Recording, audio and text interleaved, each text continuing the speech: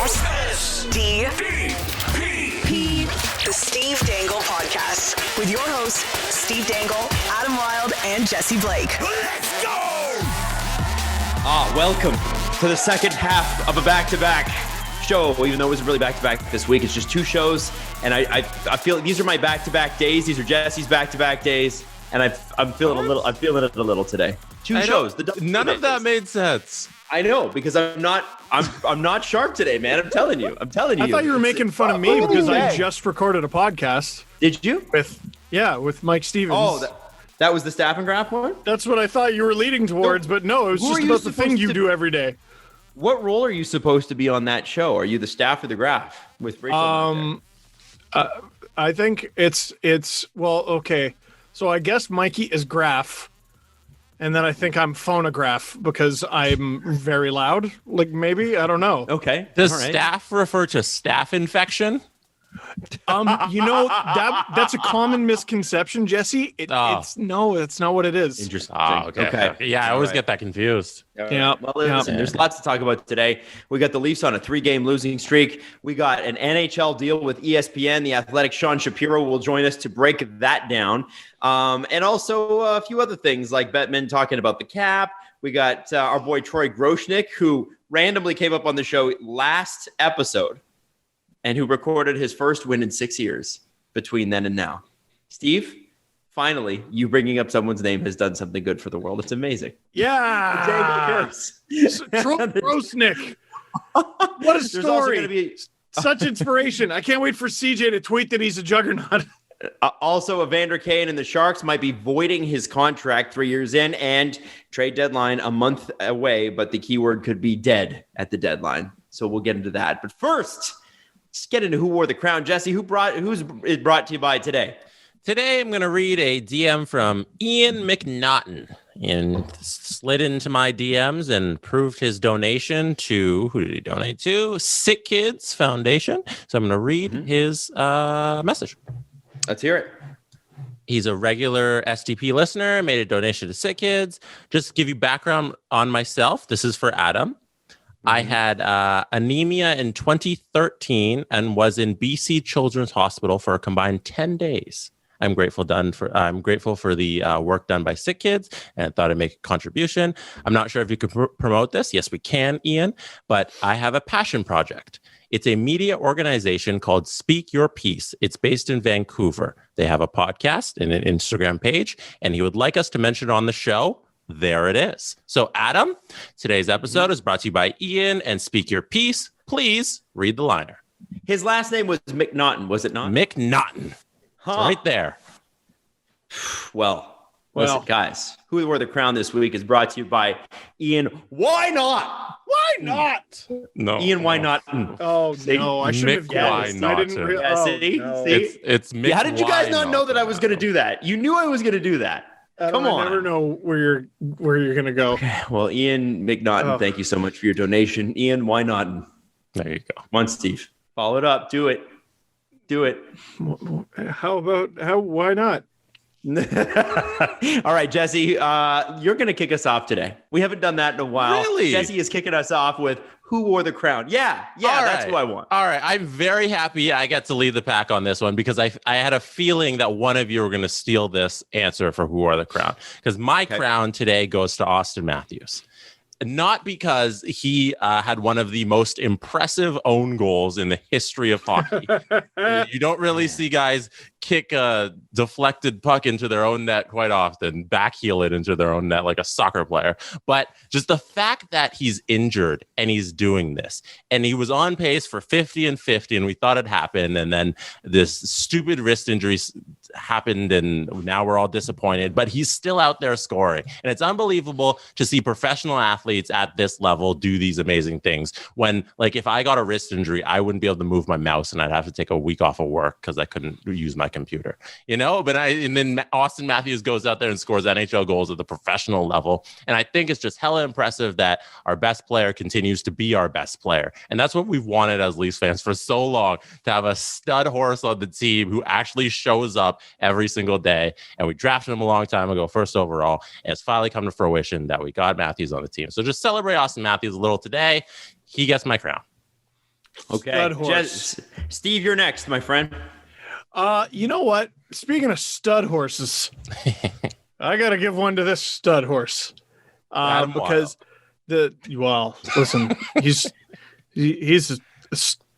I'm going to avoid it. Zach Hyman. I'm going to give it to Zach Hyman. Fuck, that was mine. Okay. Oh, really? Yeah, no, go ahead. I mean, it can still be yours. Like, it can still be mine. But will he be ours is the question. And I just hate that Zach Hyman, who is usually at best like the sixth most appreciated Leaf, the conversation around him now is, gosh darn it, he's doing real well. That means he's going to cost too much money. And I hate that. I hated that with Mitch Marner, and I ended up being right. There was plenty of time to worry about that contract later. Didn't have to worry about it in season. Same thing with Zach Hyman. 8 goals, 8 assists, 16 points in 25 games. He's driving his own line. He works hard. In so many games where the Leafs look out of it or the effort is inconsistent, his is always there. Gosh darn it, I'm going to give it to Zach Hyman. And fun little tidbit, Kenny Agostino is going to be making his Leafs debut tonight. No way. What Kenny Agostino and Zach Hyman have in common, they were both 5th-round picks in 2010. Wow. I just learned that now. Kenny Agostino's been with the Leafs for like 18 months, though, hasn't he? He's been around for a while. He has. I honestly considered giving him the crown because he's been such a good soldier in the AHL for so long. He's been out of the NHL for so long, and you never know when you're going to get that shot again. But he's been nothing but positive and a great contributor to the Marlies, and here he is finally getting a shot. But my crown, gosh darn it. My crown, if one of you took Austin Matthews, was going to be Galchenyuk, just because I forgot that the Leafs, he had him on the team. Oh my God, he's been doing okay. $1 million bucks. Yeah. Adam, my crown is going to go to Zach Hyman as well, and Zach Hyman is playing so well that there are lunacy contract predictions out there right now that Zach Hyman's going to make between $5 and $7 million. And if he does, it won't be in Toronto. What? So Zach, it's great to have you here. If you're going to go make that money, please, by all means, go make it somewhere else because we love you. But that is crazy. No. Everybody's like, numbers got to start with a 5. I'm like, I don't think it does. Zach Hyman is an incredible hockey player. I hope for Zach Hyman's sake that number starts with a 5. But you got to remember, we're in a depressed hockey market where nobody spends any money. And the Leafs will be able to spend enough money to keep him. My recommendation to Leaf fans is please don't pre-hate Zach Hyman based on how much money he's going to make. It's going to be more than to the 2.1 or whatever it is he is making right now. And that's good. Also, remind yourselves, too, that the game that he plays long-term is going to be very hard on his body. So if it's anything more than a 3-year contract this offseason, I'm just saying it's too long. I think he'd be willing to take a lower number at term. To stay at the Leafs. Yeah. Like at term, you mean like give him a longer contract because he knows the game he plays is one day Zach Hyman's not going to have it. And that could be a few years from now. Hey, Joe Thornton's still in the NHL. It's not like he's had a cakewalk of a career, or Jason Spezza or Wayne Simmons. Yeah, but they didn't play that kind of game. Wayne Simmons played that kind of game. Yeah, right? And you see what I'm saying? So I think he's the sort of guy who'd be willing to get term. Well, and we can get into this a little bit later. Sean Shapiro is going to be on in about 7 minutes here. Zach Hyman's been incredible. We want Zach Hyman to be incredible. We want Zach Hyman to stay. But let's not get crazy. And that is Who Wore the Crown, brought to you by Ian Mick. Why not? No. Yes, you have to. That's the rule. I do my job. Why not? Thank you. Why not? Sorry, I keep forgetting you're on a back-to-back, Adam. Sorry. So anyway, thank you, Ian, for your donation and your story. We really appreciate it. Jesse, can we give his podcast one more shout-out? Yeah, let me just pull it up here again. So it's called Speak Your Piece. They have a podcast and an Instagram page. If you could go follow Ian, that would be great. Yeah. There you go. Now, listen, the Leafs are losers of 3 straight, but for whatever reason, we must worry ourselves with 2 people, Freddie Anderson and Zach Hyman. I heard Jamie McLennan on TSN a couple days ago say that the biggest mistake the Leafs made was not extending Freddie Andersen 4 years before the season started. I heard another radio show say that that Zach Hyman's going to be a $5 million plus hockey player this offseason. He could be. Again, won't be in Toronto. Yeah. That makes more sense than the Freddie thing. Yeah. Well, I think you got to remember Noodles is he's a former goalie and values goaltending. Like Kelly Rudy, right? He's always like, those guys are like, wait a second, what about the goalies, right? Man. And I get it. Say what you will about goalies, they got a good union. They sure do. Goalies, who has goalies' backs better than goalies? They stand fast for each other. Now, the other thing, the thing with the Freddie thing was that it's not that Freddie's not a good goalie. He is a good goalie. But a 4-year extension is aggressive. That's a long, long time for Freddie Andersen. And we're still not 100%. Like, I look at the Winnipeg game, the last one that we just saw Tuesday night, and I think the Leafs played really well. They outchanced the Jets. They outshot the Jets. It wasn't score effects. They were outshooting them when they were tied. They were outshooting them when they were ahead. The Leafs got hellebucked, basically, right? And he's a Vezina goalie. So, of course, that can happen. But there were some people who were quite perturbed, I should say, by Freddie Andersen after the game based on his play. Wanted to get your thoughts on that, guys. Just you want that or you want me? It's an easy one, Steve. So I'll let you take it, but I'm just going to say you can't control things that aren't your fault. So go ahead, Steve. Interesting. Maybe your takes are different. We'll see. I think our takes are different. Okay. No, well, I will understand and even support Jesse's takes, but I do have this to say. I think what's going on with Freddie Andersen and this fan base is they're tired of games ending, and the story of the game is the Leafs had the second best goalie. You know what I mean? Maybe we're expecting too much out of Freddie. There was a time in his Leafs career where he was expected to do far too much. And he did it. And now we're in this phase where the team in front of him is easily the best it's ever been. The defense in front of him is easily the best it's ever been. And what's hilarious about that game against the Jets is, despite their defensive mistakes, at worst, the Leafs look like last year's Leafs, which is still not great. Obviously, we yelled about that team a lot, but at their worst, the Leafs look like last year's Leafs. That's how much they've raised the bar this year. And my concern with Freddie, the first goal, perfect hit. Mm-hmm. The second goal, Matthews temporarily forgot hockey. Yeah. It's okay. He scored 2 goals and scored one on his own team. But he made up for it. It was very weird. The third goal, yes, it was a complete defensive breakdown. He did not see where the shot came from. He didn't know who had the puck. And the fourth goal, the Mason Appleton one, I was like, he's hurt. This guy is hurt. I'll say it. Like, everyone going, Matthews shouldn't be playing because he's not 100%. Freddie, I'll put any money, it's knee or groin. Any money, it's knee or groin. He's hesitant. He seems sort of squeamish, but I don't know what it is necessarily with this fan base. A fan base that has actually, I think, notoriously loved goalies. Whoever's been goalie of the Leafs. And whoever's been Freddie. And love Freddie. Whoever's been goalie of the Leafs over our entire lives has had to save the entire day. And that was his job for a while. And for some reason, the second he arrived, fans were like, Jack Campbell, that's our guy. What are you talking about? His first game was a 5-4 almost loss against the Ducks, in which the Leafs blew a lead. Jack Campbell. That's our guy. That is our guy right there. And I think it's because Leafs fans haven't seen him lose yet. He has not lost a game this year yet. And it's coming.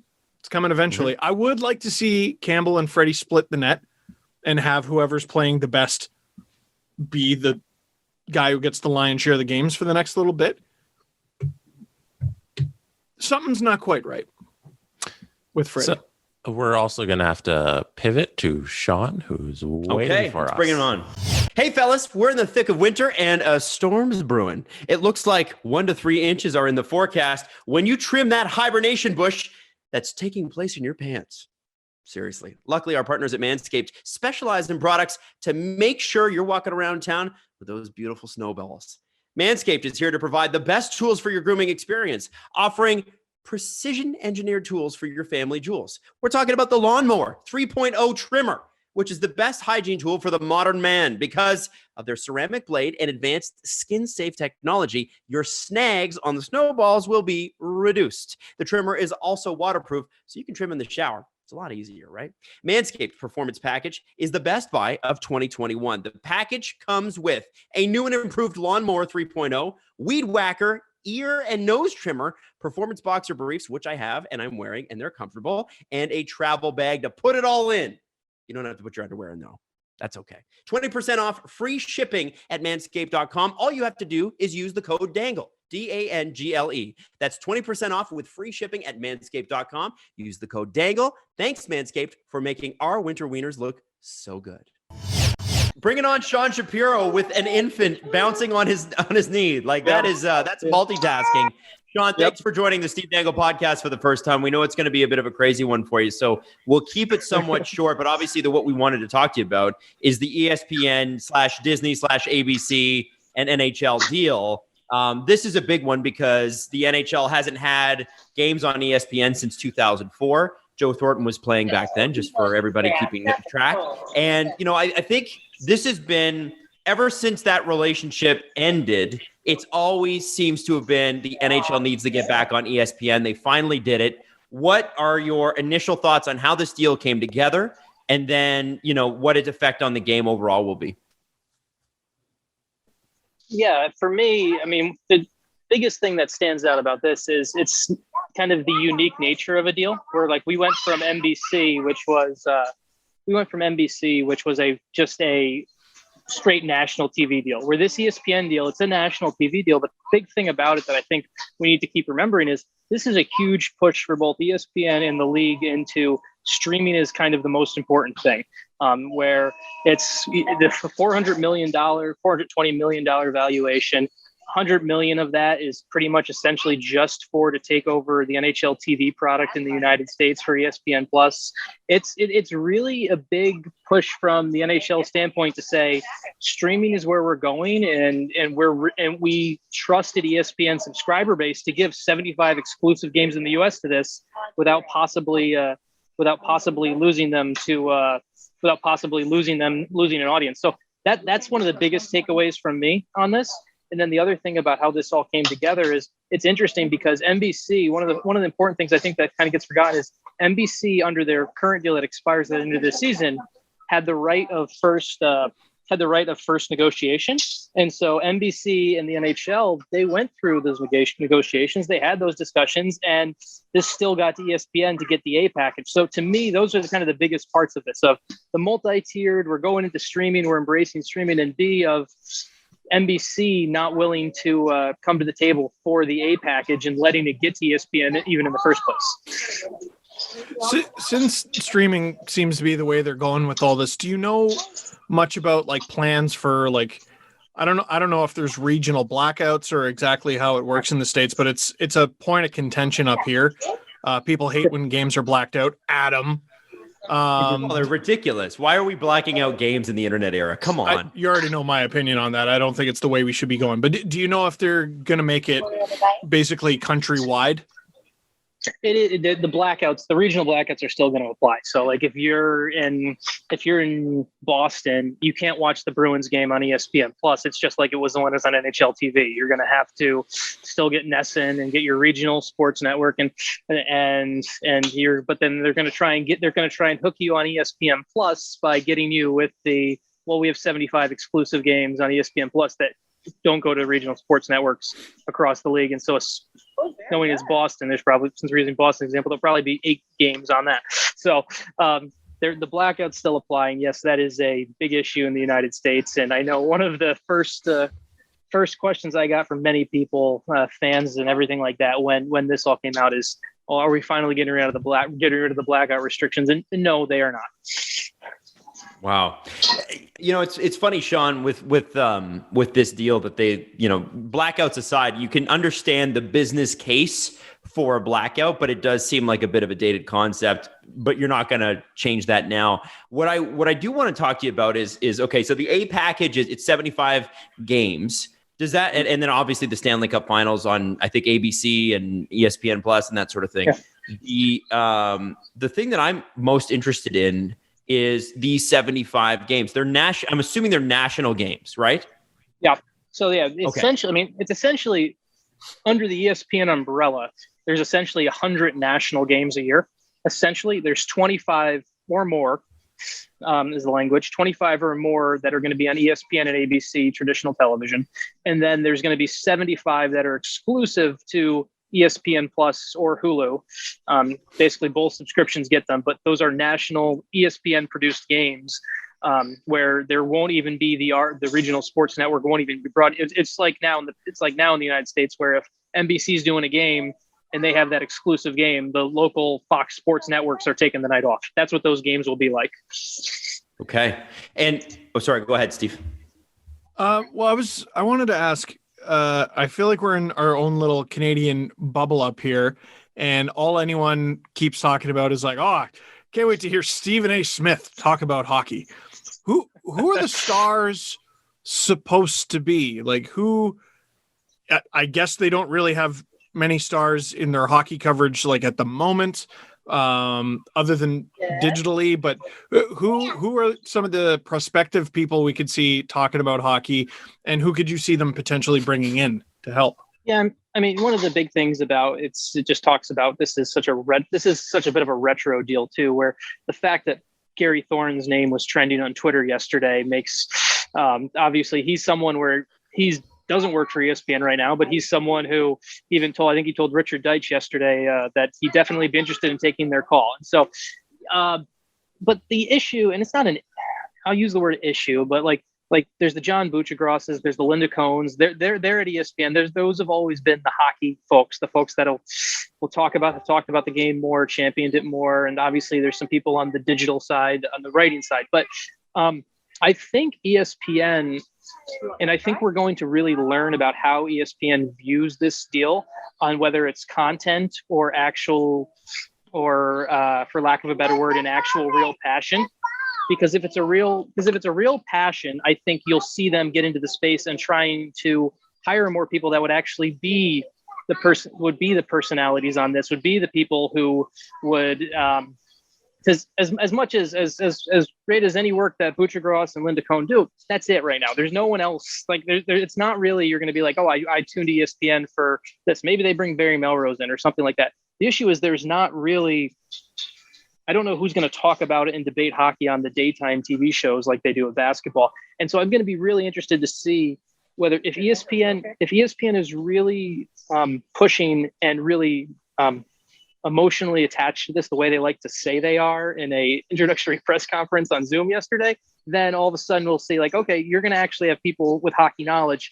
Otherwise, this could just be a content deal where after the honeymoon period of, hey, we have the NHL, in 2 to 3 years, are we just back to them yelling about LeBron's stat line instead on First Take?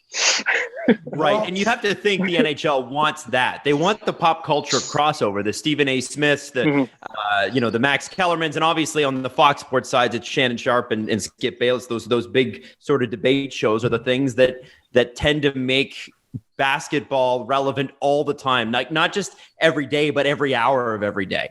And the NHL really misses that. So my question next to you is, and I know we got limited time here, they keep talking about this is the A package, this is the A package. Yep. Who is in on the B package? NBCSN is no more. Fox obviously seems like the second player. Are they going to be the local guys? And they'll probably have a lot more games overall if they are the regional broadcaster. Will they not?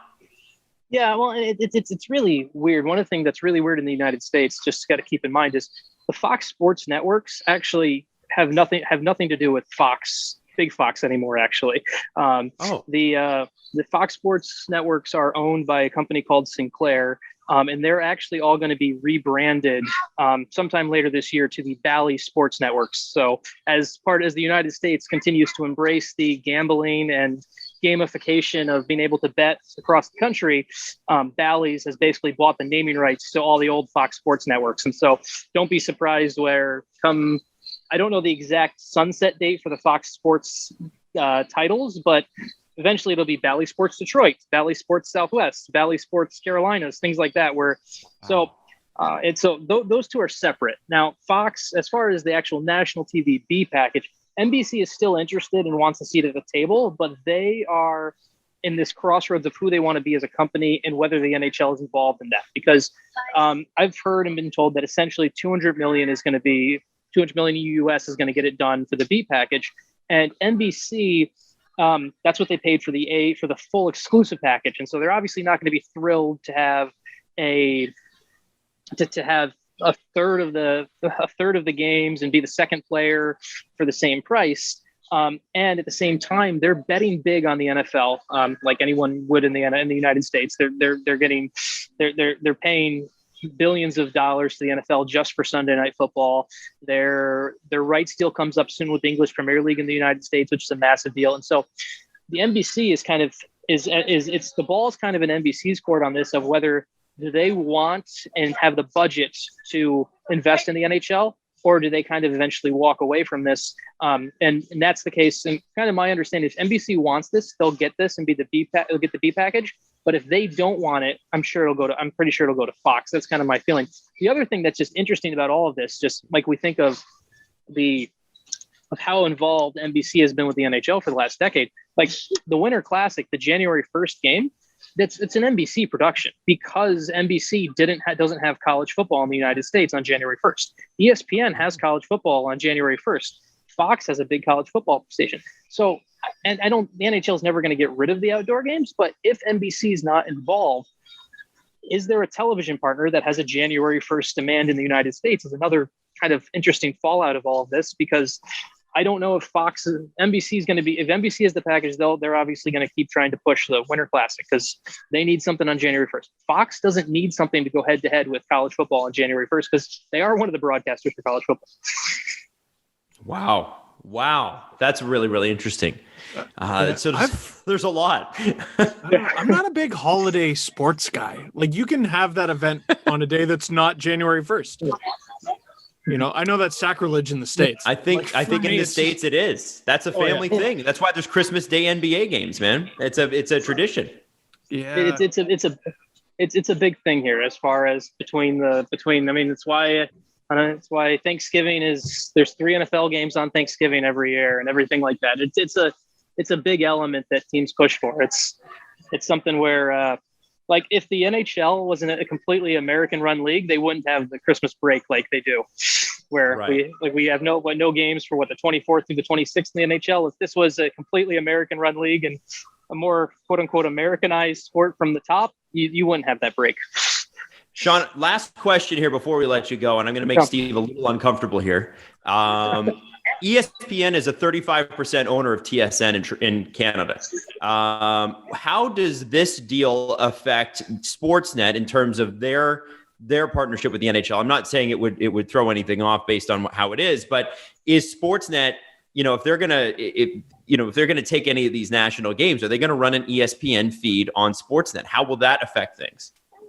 It's an interesting question. I think that's kind of that's still to be figured out on this element, frankly. I've talked to some other people on theories on what it could look like, and you could see them taking an ESPN feed, but obviously that's not something where Sportsnet's going to be super thrilled about that. So you also could see more of a deferral from Sportsnet's perspective to intentionally taking more of the regional sports network to avoid the ESPN, or more so of taking whatever that B package is, of focusing on the games that end up on there. So it's still definitely to be determined, but it's a really good question. Something I'm really fascinated to see how it tracks over when the next season does start. Okay. Sean Shapiro of The Athletic. Check out his article on this. It's on the front page of The Athletic NHL page right now. Sean, we're going to let you get back to being a dad. Thank you so much for making time for us today last minute. Thank you. Hey, thanks for having me, guys. Las Joyas sí caen. In case you don't speak Spanish, that is Go Leafs Go in Spanish. And I just learned it on Babbel, the #1 language learning app. One of my goals for the new year was actually to learn a new language, and Babbel has made the whole process addictively fun and easy with bite-sized lessons that you'll actually use in the real world. So Babbel's got these 15-minute lessons plans that are it's just so much easier than, remember sitting in high school and you'd have to conjugate verbs for an hour and you're like, God, I just want to eat lunch. I want to get out of here so bad. That's not what you're getting with Babbel. Babbel designs their courses with practical, real-world conversations in mind, things you get to use in everyday life, things that you can actually apply. Imagine, right? You're going on vacation, hopefully sometime towards the end of this year or early next. Why not use Babbel and learn the language of the place that you're going to? And other language learning apps use AI for their lesson plans. Babbel doesn't. They actually used over 100 language experts. It is scientifically proven to be effective. And right now, when you purchase a 3-month Babbel subscription, you'll get an additional 3 months for free. That's 6 months for the price of 3. Just go to Babbel.com and use the promo code RUN. That's BABBEL.com, code RUN for an extra 3 months free. Babbel, language for life. Can I follow up on 2 things? Sure. It's 20% stake ESPN has in TSN. Oh, okay. I just Liar. Also, if you guys remember when Disney bought 21st Century Fox, that was a part of the whole deal. Fox had to get rid of their regional network ownership by the acquisition date. So that's why they sold off all of those regional networks to Bally, the gambling company. And then, so when Disney acquired Fox, they didn't acquire things like the regional networks, Fox News, Fox the station, and like FS1 and all those things. But they did acquire 21st Century Fox, which is the studio and all of the assets like The Simpsons and all that stuff. So yeah, that's where that comes from. Huh.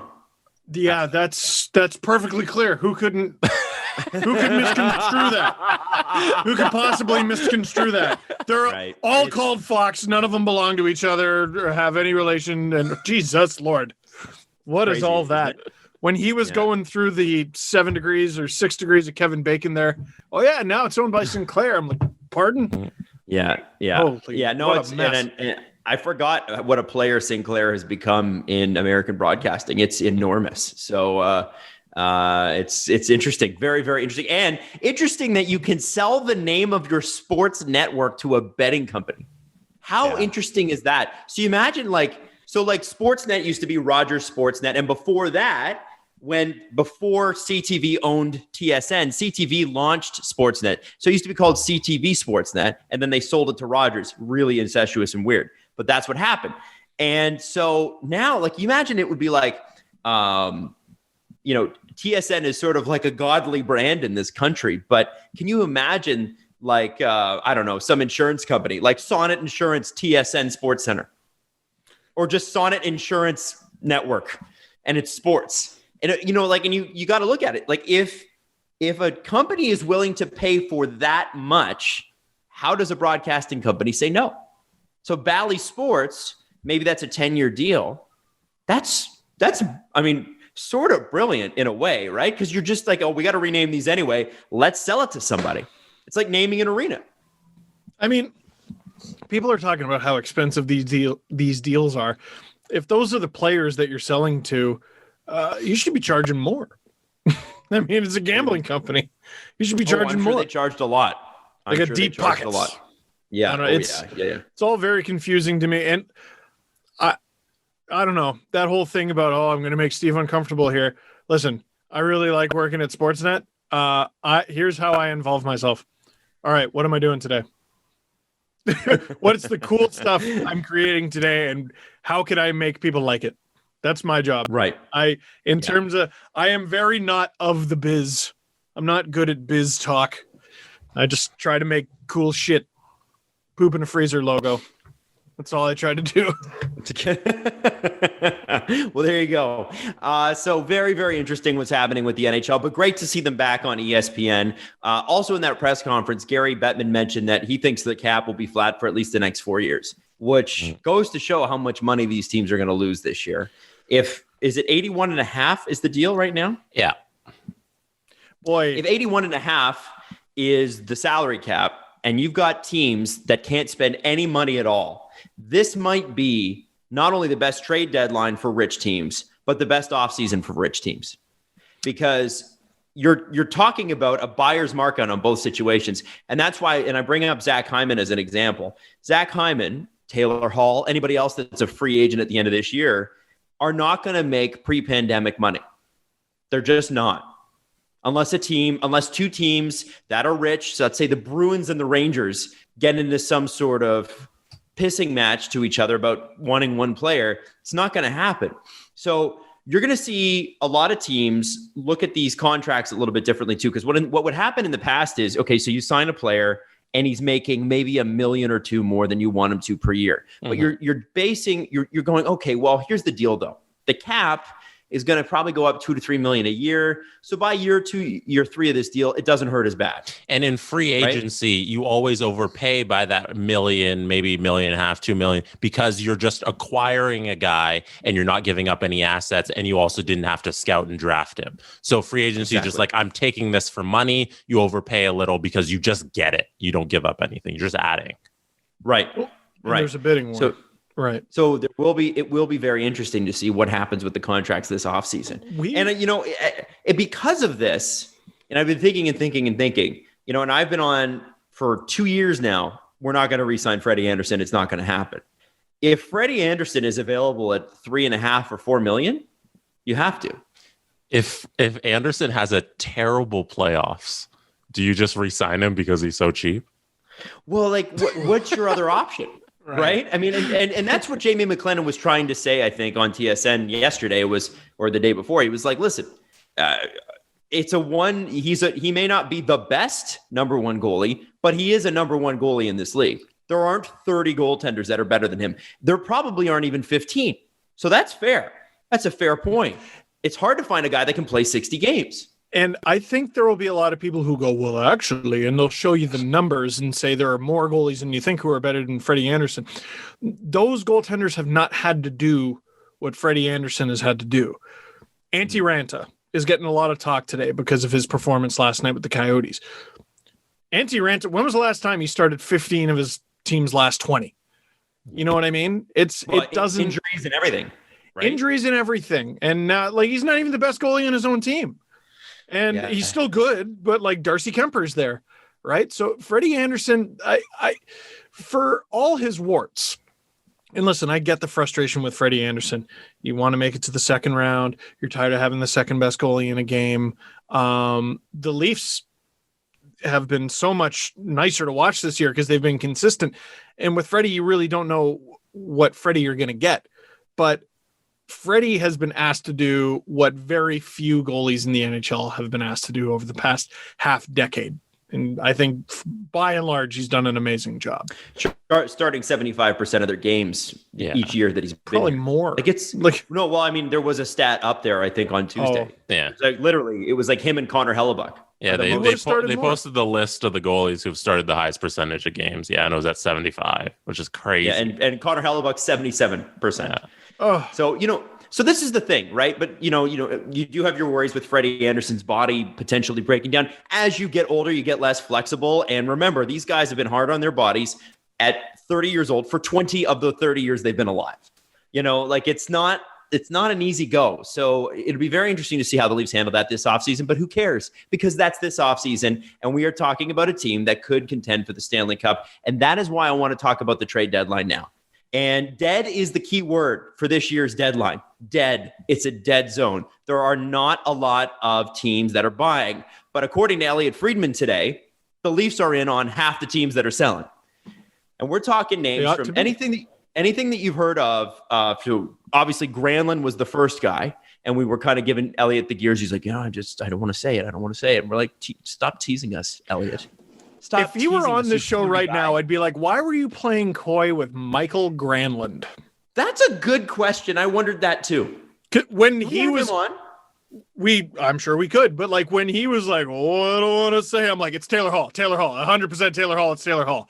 Reigning MVP guy. Michael Granlund is a guy who only a few months ago were like, hey, this guy hasn't signed. Oh yeah, he's still good, isn't he? Yeah, he's pretty good. That's not Well, I don't want to say. I'm with you. I want to bring him on. Give him shit. Well, and that's the part that is so fun about this is that like Elliott's got a way that he does things, and I think it's very interesting to see. It'll be very interesting to see how he handles this trade deadline. But I do think there has to be a reason for that. So maybe we should invite him on. Chances of him having time for us are slim, but we should invite him on. Elliott does not get enough credit. Like he's been one of the best, if not the best, insiders in the sport for at least a few years now. But like he's really, if you listen to 31 Thoughts, like he's becoming such a much better entertainer. Like he's fun to listen to. Really like him. But as long as we're talking about names at the deadline, I have mine. Okay, so hold on. Let me just pull this up. Okay, all right. Pull it up. Give me. Pull it up. Our boy Account for Hockey is just on fire right now, and basically he said Elliot Friedman says on 590, that would be a Sportsnet property, that he estimated the deficit that needs to be made up between the owners and the players before the cap starts rising again is $1 billion. So that's why the cap will be flat for a while. And then he was talking about, and I can't even find it. Okay. Well, anyway, the names are Granlund. I believe Arvidsson has come up. Eric Stahl has come up, which is great. We've also got Matthias Ekholm, which is interesting because I thought, I don't know, it just seemed a little bit like, okay, yeah, sure, Matthias Ekholm, but nobody's getting a Matthias Ekholm, like not in season. And a few other names have come up as well. Let me just see here. I found it. There we go. Leafs looking for a player who can play in their top six, looking at all possibilities, and that includes Eric Stahl, and that is according to Elliot Friedman as well. So listen, Steve, who is your name? I've already given you my name. Is Eric Stahl, and I like that. I was the first guy to just go, here's a random guess, and it turned out maybe, But I'm going to take all the credit I can for the Eric Stahl thing, which was based in no truth or reality. It was just something I was like, well, that's interesting. Why not him? What's your that's interesting? Why not him? Your best. My best. So we were talking about like, who's your guy? They need a top six winger. Well, who's the best one available? Taylor Hall. Easiest name. Easiest name. They need it. Is that we've all settled on that? They need a top six winger. Yeah, I think we agree. I think people agree that that's what they need. It's not my number one need. Yeah. It's not my number one.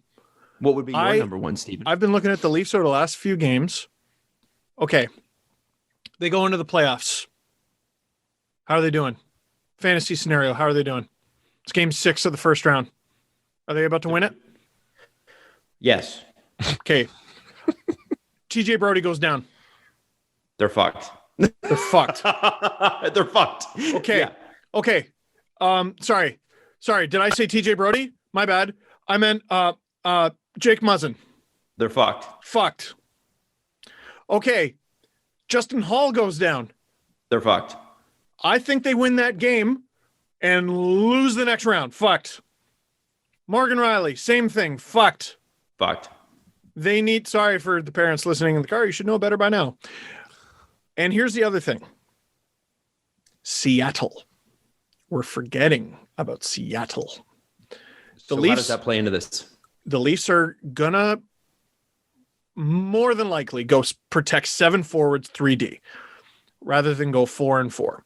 Mm-hmm. Well, who the hell do you protect? Matthews, Tavares, Marner, Nylander, Kerfoot, Hyman, Mikheyev. Those are your top 4. Hyman will be a free agent. You don't have to protect Hyman. Right. I mean, they could still claim him. It would be weird for them to do it. Yeah. So you don't protect him. Okay. So then I don't know. I guess you protect Engvall. Whatever. So there you go. Now on D. Protecting Engvall. Can you imagine? Yeah, I don't think that. Now on D. Wait, what the? Can't you? What? You can use that slot for something else. Can you not? Yeah. But you can't go. No. Why don't we protect 4D now that you're talking about it? No, it's either. Yeah. Well, because then you're talking about, you could. Here, I promise I'm getting somewhere with this. Okay. So you got to do Matthews. You got to do Tavares. You got to do Marty. You got to do Nylander. If you do 4 and 4, then you're exposing Kerfoot, Hyman, although that would probably be a waste, Mikheyev, Engvall. Okay. Here are your 4D, right? You got Muzzin, who is signed. You got Riley, who is signed. You got Brody, who is signed. And you got Hall, who is signed. If you're resigned to the fact that you're doing 7 and 3, which I don't know if they are, but if they are doing 7 and 3, that means you're losing whoever you don't protect out of Muzzin, Riley, Brody, and Hall. Right? Yes. Ekholm has next year on his deal. Plus, he'll make you a much, much, much better team this year. He's my guy I want the most out of anybody. He makes their defense undeniable, and he gives them some protection going forward. And another potential Ekholm quarterback the most for the out power of play. anybody. Sorry, what? Really? And sorry to interrupt, but another potential quarterback for the power play. He's a good offensive guy, is he not? You have many options on the power play. You'll have more options on the penalty kill, and you'll be easily the best decor in Canada, in the country, right? So for me, Ekholm is the guy I want the most. What do you give up for him? Isn't that the question, right? So the conversation It's a strong defense. It is a strong defense. So the conversation I had with Mikey Stevens. So who are your top 4 prospects? Because Sandin, Liljegren, Robertson, and Amirov. Mm-hmm. you nailed it. You nailed it down to the name. Do you want to part with any of those guys? Liljegren, I wonder about. Liljegren. I think I might do Liljegren. I'd do Liljegren. I think I might do Liljegren. And here's the other really interesting issue with this year is draft picks, I think, they're either worth less or more. It's not the same value. I think picks in the 4th, 5th, 6th, 7th round actually have more value this year because it's always a dartboard. You have no idea. Right? After a certain pick, you have no idea. This year, you have even less of an idea because a lot of these guys aren't even playing games or they're barely playing games or you can't go see them live or whatever. If I'm the Buffalo Sabres, for Christ's sake, I don't even have a scouting department. Don't give me your picks. What am I going to do with them? Draft well? I have no shot. So for a team like them, if you're looking at getting an Eric Stahl or whoever else they have, I want a prospect. If I'm the Preds, yeah, I'm rebuilding, but I'm Dave Poyle. I'm not planning on being shit for long. I'd like someone who's ready or damn near close to ready. And you know he's going to if you're getting Ekholm. He's asking for Sandin. He's asking for Sandin, and you do everything in your power to not give them Sandin. Well, you don't. I don't know if the Leafs can afford to give Sandin. I think if the option is have Ekholm or don't, when it comes to that, you just roll the dice and keep Sandin. So here's my question then. If let's say you got Ekholm, right? Okay. Yeah. And then you go into the expansion draft. And this is who cares, right? It's really about winning the cup. Who cares? But you go into the expansion draft and you protect Tavares, Nylander, Matthews, Marner because you have to, right? Yep. Those are your top 4. Yep. Then of the 5 remaining defensemen, Riley, Muzzin, Hall, Brody, Ekholm, who are you protecting and who are you exposing? I am protecting. Ekholm's got 1 year left. Riley's got 1 year left. I'm protecting Riley, Muzzin, Brody, Ekholm, exposing Hall. Maybe they take Hall. Oh, well, replace him with Liljegren. Unless you had to give up Liljegren, and then there's your problem. But and I think Sandin is just going to straight up replace Travis Dermott. We're forgetting about Travis Dermott kind of as a trade chip here. I'd rather keep him. Like, I want them to be deeper on D, have more That's bodies. the whole point, right? You don't want to flip another D for him. Yeah, that is. But I'm just saying, if there is a deal to be made here, that's my guy. That's 100% my guy. I think there's a chance here because, and James Myrtle wrote an article about it, and I think you're going to start to hear this more and more and more. The stars are aligning for the Leafs. Nobody's got any money. Nobody can buy at the trade deadline. And, you're well positioned as a team right now to do extremely well in the playoffs. So it might make sense for Kyle Dubas to go in and not only get, a marquee defenseman, which we've been asking for years. And, he did with TJ Brody, and that was awesome, but like a real incredible defenseman. Because if Matthias Ekholm slots in here, he's slotting in on the third pair. You're not splitting up the first two pairs. They're playing too well together. And that's not the worst thing in the world because somebody's going to get injured. We know that. But I think it'll be interesting. What if you get a couple big trades? And Shane O'Brien was on The Fan, I think, a couple days ago, and he said that Taylor Hall doesn't really make guys around him better. And I don't know if that's totally a fair assessment. Taylor Hall, I think, is he doesn't have to here. Yeah. But I don't know that Taylor Hall is necessarily the guy either, because I think, so you got Matthews as a big finisher on the first line. Even hurt. And you got guys to set him up. And then the second line, we know Tavares can score a bunch of goals. He had 47 in his first year with the Leafs. We know that. He might need, and with Nylander, Nylander's a good assist man, but he wants to score too, I think. On that line, I can see where they go playmaker on the left side. Do you know what I mean? Well, that's what Kerfoot's for, right? Right. And so the question becomes do you think Kerfoot is the guy? Is he the guy you want there? Is he the right guy there? Or if you can upgrade him, obviously he's probably on his way out of town just based on what he makes. Is Taylor Hall the guy? I'm not convinced Taylor Hall's the guy, but I know he wants to win bad. And I like that. For any trade for a forward, Kerfoot has to leave just for the salary to work, right? Yes. Because he makes the most money. This is the interesting thing, Jesse, is you guys are selling me on going 4-4 because your highest paid forward outside of the top four is Kerfoot at the moment. Yeah. Right. So, and Hyman, like you said, is a UFA. Seattle can claim him if they want to lose him immediately. I don't think he would want to go there unless they offered him obscene money. And then what's the point? You're an expansion team. The whole thing is you don't have to do that. So Kerfoot could get claimed by Seattle. People are talking about him like he's a trade chip right now.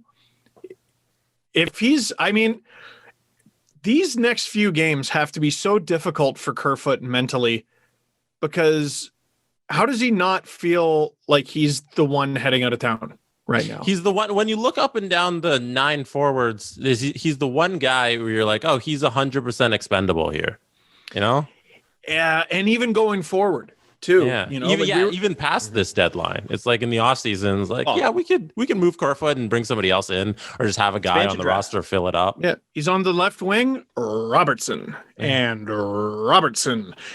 down the line, Mirov, and whoever they get this year or whatever. The forward I think Hall is going to be too difficult to make work. I think Granlund's a really good fit.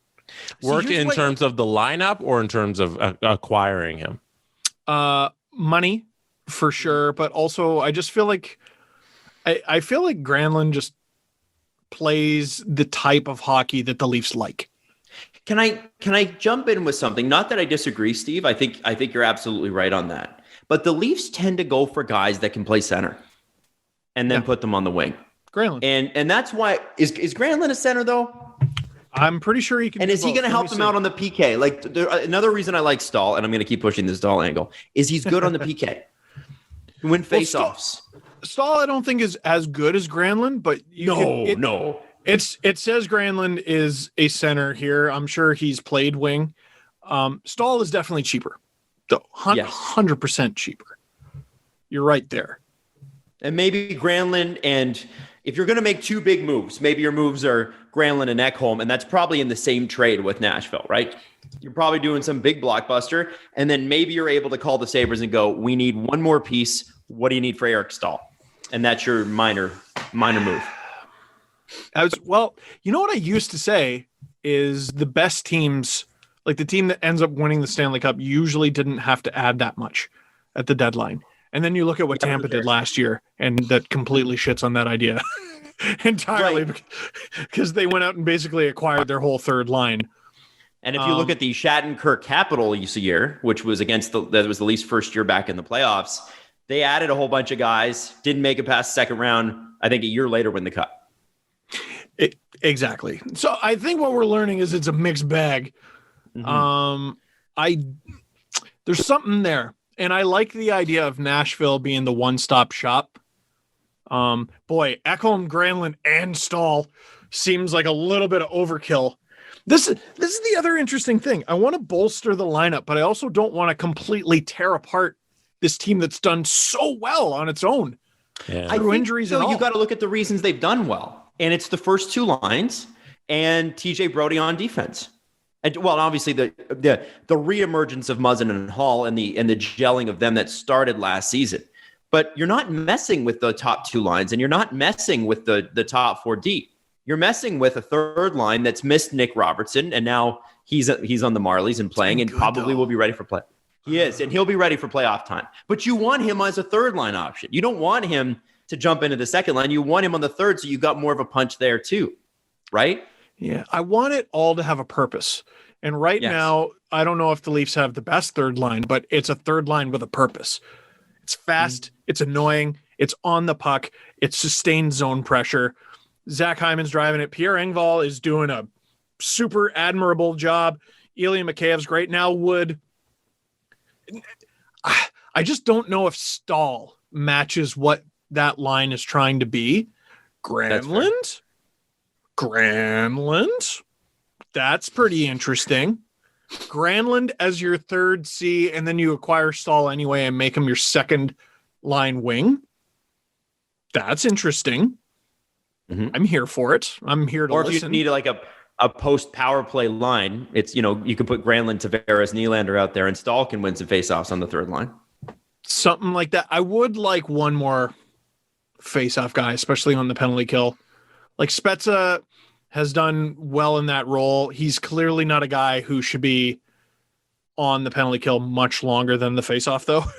you know, and, clearly. And it's not like Kerfoot has done. He's been killing a lot of time, but it's not like he's done an amazing job. Ooh, like I think what we're coming to here is they're not far away from being a really, really difficult team to beat. Granlund is your third C.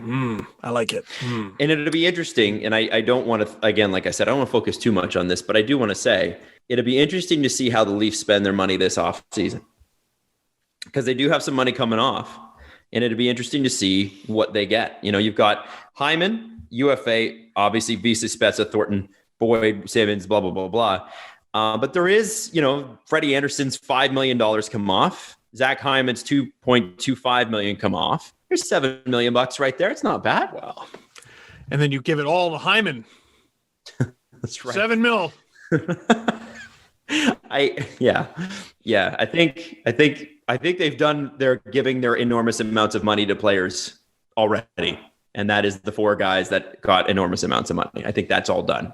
There's no real room for bigger contracts, Yeah. It's about plugging the holes now.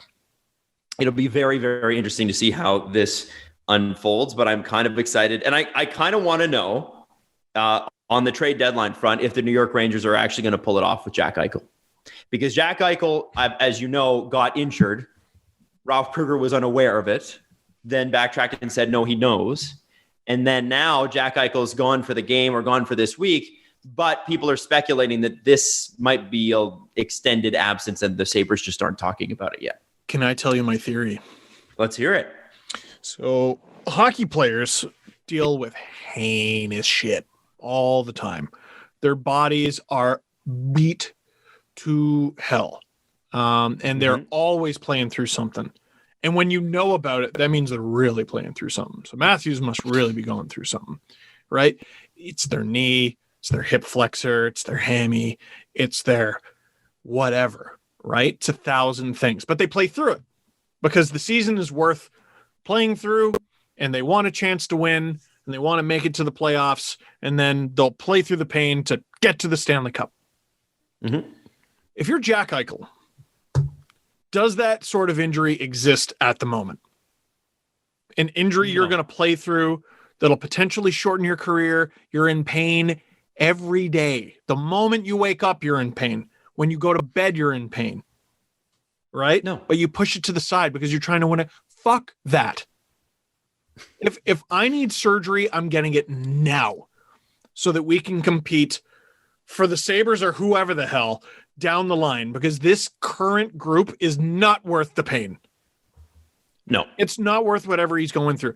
That's what I wonder if the situation is, because what the hell is it? He's missing, a game? Oh, a week? Oh, long term? What is long term? Yeah. For some people, a week is long term. Do you mean a month? Do you mean the entire season? Mm-hmm. What are you talking about? And I wonder if he's mulling over being on the shelf. Right. Like and why not? Like Evander Kane did. Yeah. Different circumstance, but he was willing to play through that injury. And then the trade talks with the Jets and back on tracksuit and all that happened. And he went, you know what? I'm not going to play through this anymore. I need the surgery anyway. I'm going to get the surgery. I wonder if Jack Eichel is mulling over the same decision. Well, and I'm looking at the Rangers, and I just think the Rangers are going to do this. I just think that Jack Eichel and the New York Rangers are a match made in heaven. And if you look at what could be in it for the Sabres, like to make the money work, it's pretty easy. Like you can trade a Brendan Smith, and maybe you can interest the Sabres in a centerman like Ryan Strome, $4.5 million. Not that the Rangers want to lose Ryan Strome, but they probably need something coming back. And then it's picks prospects, right? It's going to be an expensive good buy. And the other thought I had was, do the Sabres take a chance on Tony DeAngelo because both of them kind of need each other? Bro, I've been wondering the same thing, but here's Tony needs a shot. The Rangers or the Buffalo Sabres need somebody who needs a shot who'll actually play for them. The Sabres need Buffalo to be a good place to play hockey, though, and Tony DeAngelo does not make it that. I've wondered that, Adam. Like they do just need players with talent, but like the Ottawa Senators are awful on paper, awful. Mm-hmm. But outside of their bi-weekly ass kicking at the hand of the Oilers, it's very odd. Outside of those, they're generally a really unpleasant team to play against, right? Mm-hmm. And it's not like Ottawa is this beacon of positivity right now as a hockey market and as a place to play and ownership group, etc. But they try. The attitude is there. The winning give a shit attitude is there. Mark it's not there in Buffalo. Was it Mark Mathot this week that said the Senators are going to be better than the Leafs? Hold on, Matt. Yes, it was. Hold on that because I do want to get to that today. Are we going to talk about that? Yeah. Okay. Oh, good. yes, we are. Don't worry. Good. So, that's a fun conversation. It is a fun conversation, and I can see where he's coming from. And I've been saying like, oh, you know what? It might not be today, it might not be tomorrow, but the Sens are on their way. What did Richard Deitch tweet? He was at, the Senators. Leafs better look in the rearview mirror. Here come the Senators. Oh, really? Like that was, and I mean this season. So Tim Stützle, holy shit! But like with the Sabre, it's a miserable place to play. It's a miserable place to play, and they're going to fire another coach. And no one wants to play there, and the contracts they do have are shit, and it's awful. It's an incredibly bleak situation, and Tony DeAngelo does not make it better. Hey, let me ask you this though. Okay, history repeating. Buffalo is the place where they need people who need them. Who else needs a team like that to get back into the NHL? You're not about to say Evander Kane. No, maybe, but no, I don't think Evander Kane. Well, because if he terminates his contract, but he's not going to. To get back into the NHL, who needs a team that's so desperate that they would bring this person in? Are you about to say Alex Galchenyuk? No. Mike Babcock? Yes. Oh, baby. They were interested in him before. He was almost the head coach 5 years ago. Listen, Babs would turn the culture around there. I think you need some assurances that he's not going to pull the same shit that he pulled in Toronto. I feel like that would be a mess, you know? Well, the Leafs were a mess before him and Lou came. In Adam's defense, players already hate playing there, so it's not like he's going to make that worse. No, I see where you're going, man. Again, because here's the thing: the Sabres cannot afford a coach. Ralph Kruger has guaranteed money next year at about $4.5 million. So basically, you sign Babs to $1.5 million, right? And the Leafs foot the rest of his bill. The Leafs would because never that's say how it yes works. to that. They would never say yes to that. Never. If someone's gonna be taking on Babcock, they're gonna be paying the lion's share of his deal, and they're gonna be out of the division. And the Buffalo Sabres, as of next year, if Gary Bettman is to be believed, will be in the Leafs division. Friedman brought up a name, and I don't even remember who it was, but like it was someone who's in the Sabres organization who's just like a ray of sunshine, like just the most positive person. I think priority number one is just making Buffalo an enjoyable place to play again. Just make it an enjoyable place to play again. No one likes it. No one likes it. Everyone was laughing at the Taylor Hall clip where he tripped over the blue line. And I was focused on what he did afterward, which is basically sulk and like gesture like his dad's in the stand going, "Oh, Dad's not going to give me $5. I didn't score a goal today." Like, you know what I mean? Wasn't that you, Adam? You got $5 every time you scored a goal? No, it wasn't me. It was one of my friends. Well, there you go. It's same thing. It's a miserable place. They just need something to happen there that makes it fun. Makes it fun. Your top priority isn't even being good. It's being stomachable. Mm-hmm. It's not even Ottawa's not good. It's stomachable. You can watch them. Read their fan tweets from last night. Well, no. For some reason, like, okay, as long as people were making fun of Tyler Toffoli for his early season numbers, like just his goal scoring numbers against the Canucks. All right. At what point do we put an asterisk on Connor and Leon just picking on that literally one goalie? It's not even the whole team. It's just they're beating the Matt Murray shit out of Matt Murray.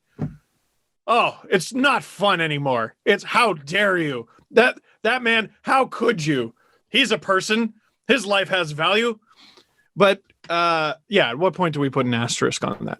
Buffalo, with everything they do, all you got to do is make it a good place to play. And like, I'm looking at the team right now. Their defense has like signed to next year has Jacob Bryson. That's a person. I believe you. Colin Miller and Rasmus Ristolainen. Brandon Montour. Yeah, I'll be back. Kicking and freaking screaming. Rasmus Dahlin, RFA. You better pay me through the nose. No one even remembers who I am. I was the first overall pick. Henry, okay, how are you? Good luck. I don't want to be here, dude.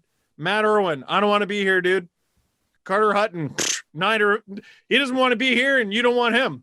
It's who's going to be a Sabre next year? Mm-hmm. It's a miserable situation. Kevin Adams, boy, what a job he has in front of him, man. Yep. Well, it'll set him up nicely when he wins GM of the Year in a couple of years. And I was just looking at Sam Reinhart. Remember that little bridge deal he signed? Yeah. A lot of good that did them. Yeah, a lot of good that did. Oh, it's okay. We'll pay him in a few. How about you'll pay me every couple years because you stink and you need me a lot more than I need you. So moving on to another not so great team, although in a much better position, the Ottawa Senators. I've seen people go, DJ Smith is going to be a Jack Adams Award winner in the next 3 years. I've seen Mark Mathot tweet that this team is going to be great in 3 years, better than the Leafs, which is based on how the NHL goes, probably. Like the way the NHL goes is you've got like a 3 to 5 year window here to make it happen. And if you don't, you don't. Like, it's like, that's it. Then you got to start again.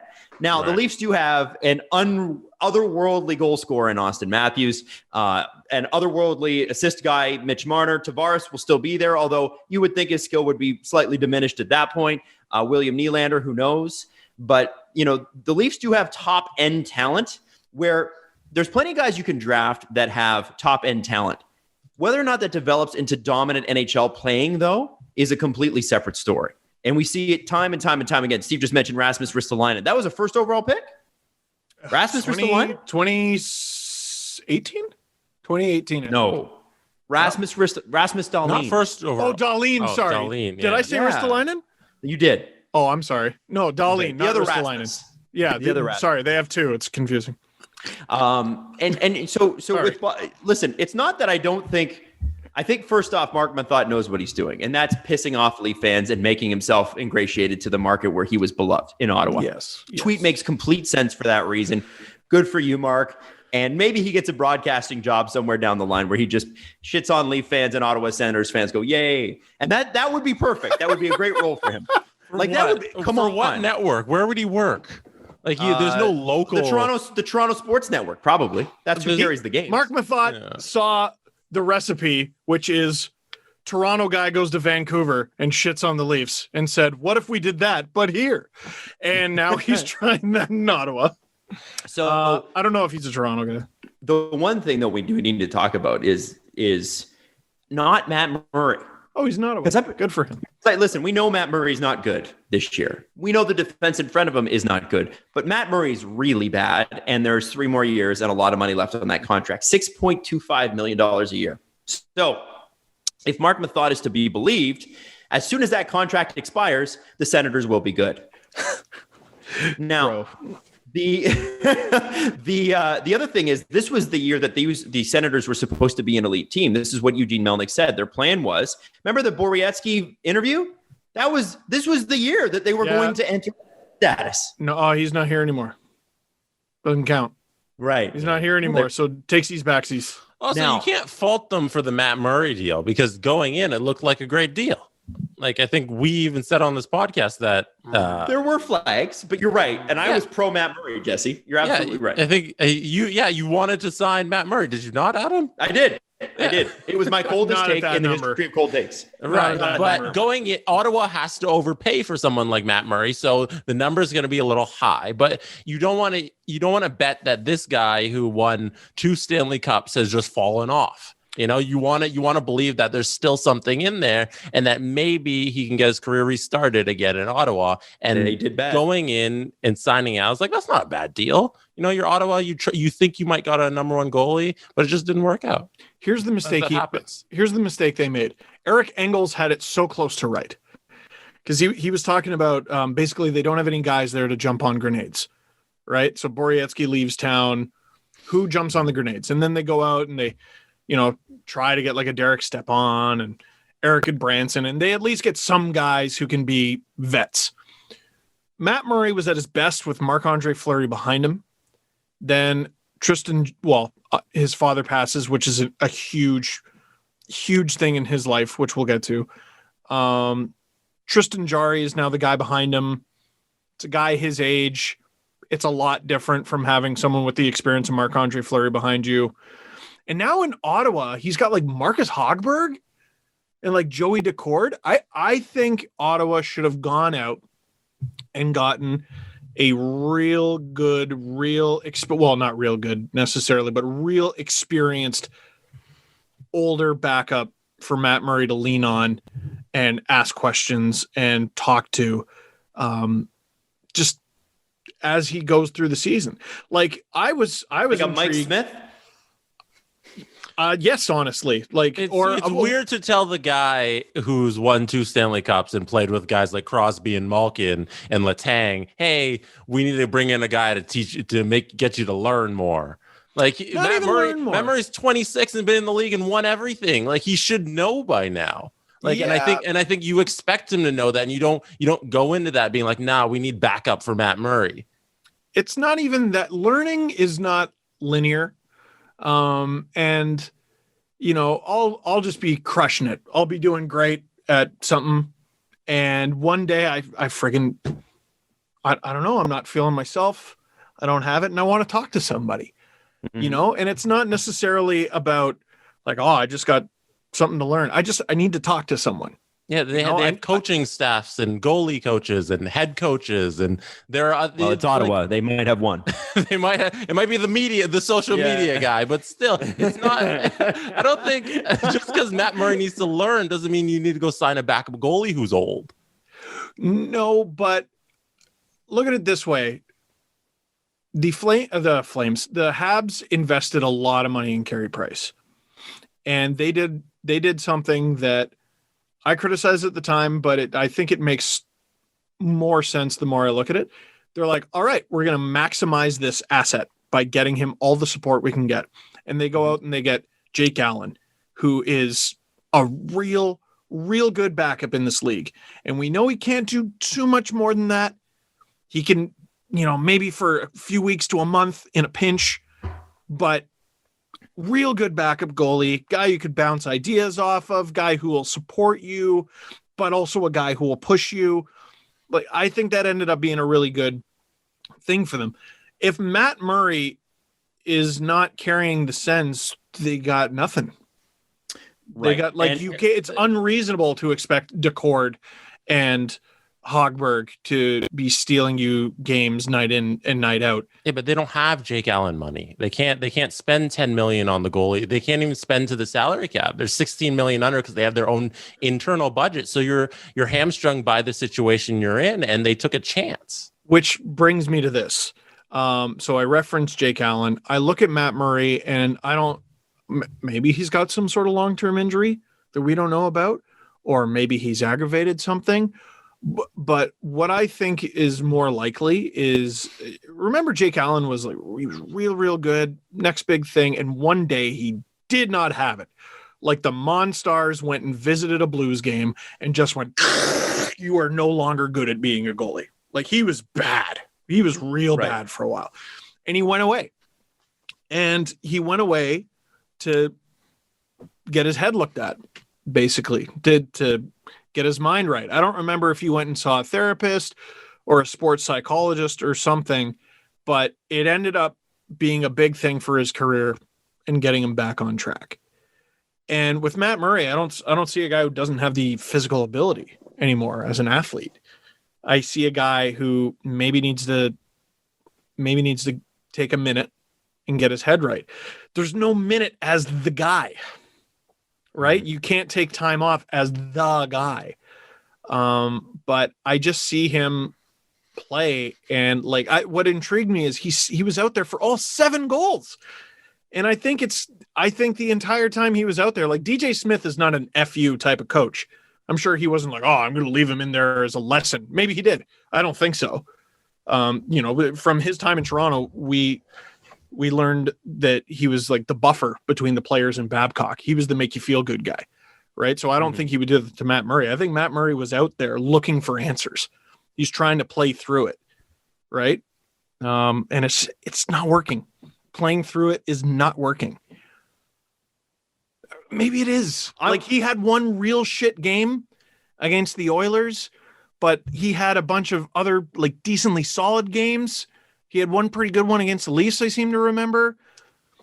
I don't know. Maybe he does just play through it, but I think it'd be nice for him to have a minute to maybe talk to somebody. I think we're assuming a lot about Matt Murray. I think, okay. Well, it's fair. The other option is he's no longer good at this. Yeah. Right? What are the other options? He's too young to be no longer good at this. So I would agree with you there. And listen, there's lots of players that have gone to sports psychologists, and sometimes it's not that there's something wrong. It's that you can make it more right?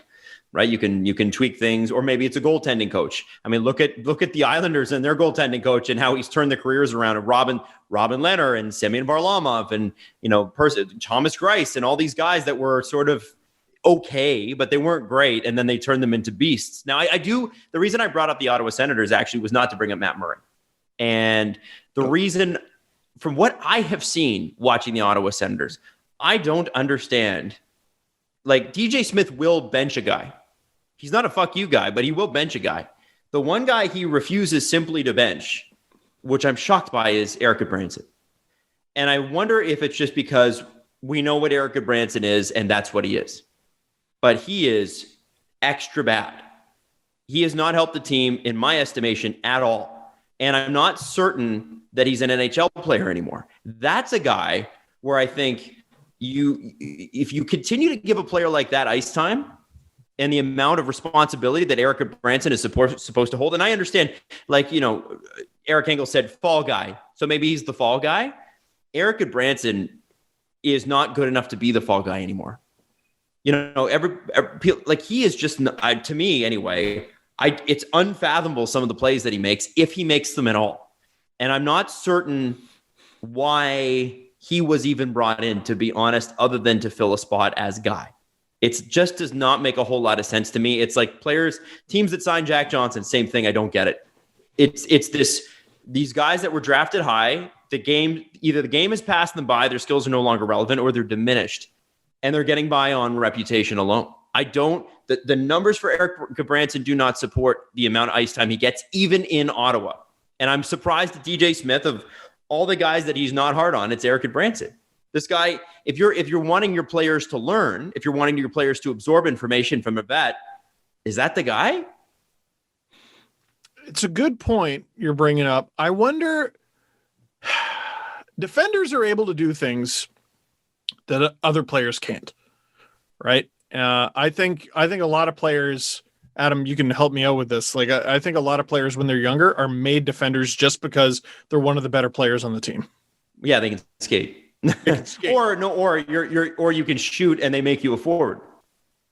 There you go. So I wonder, is there a potential career path here for a guy like Eric Gobranson to be part of Ottawa's bottom six?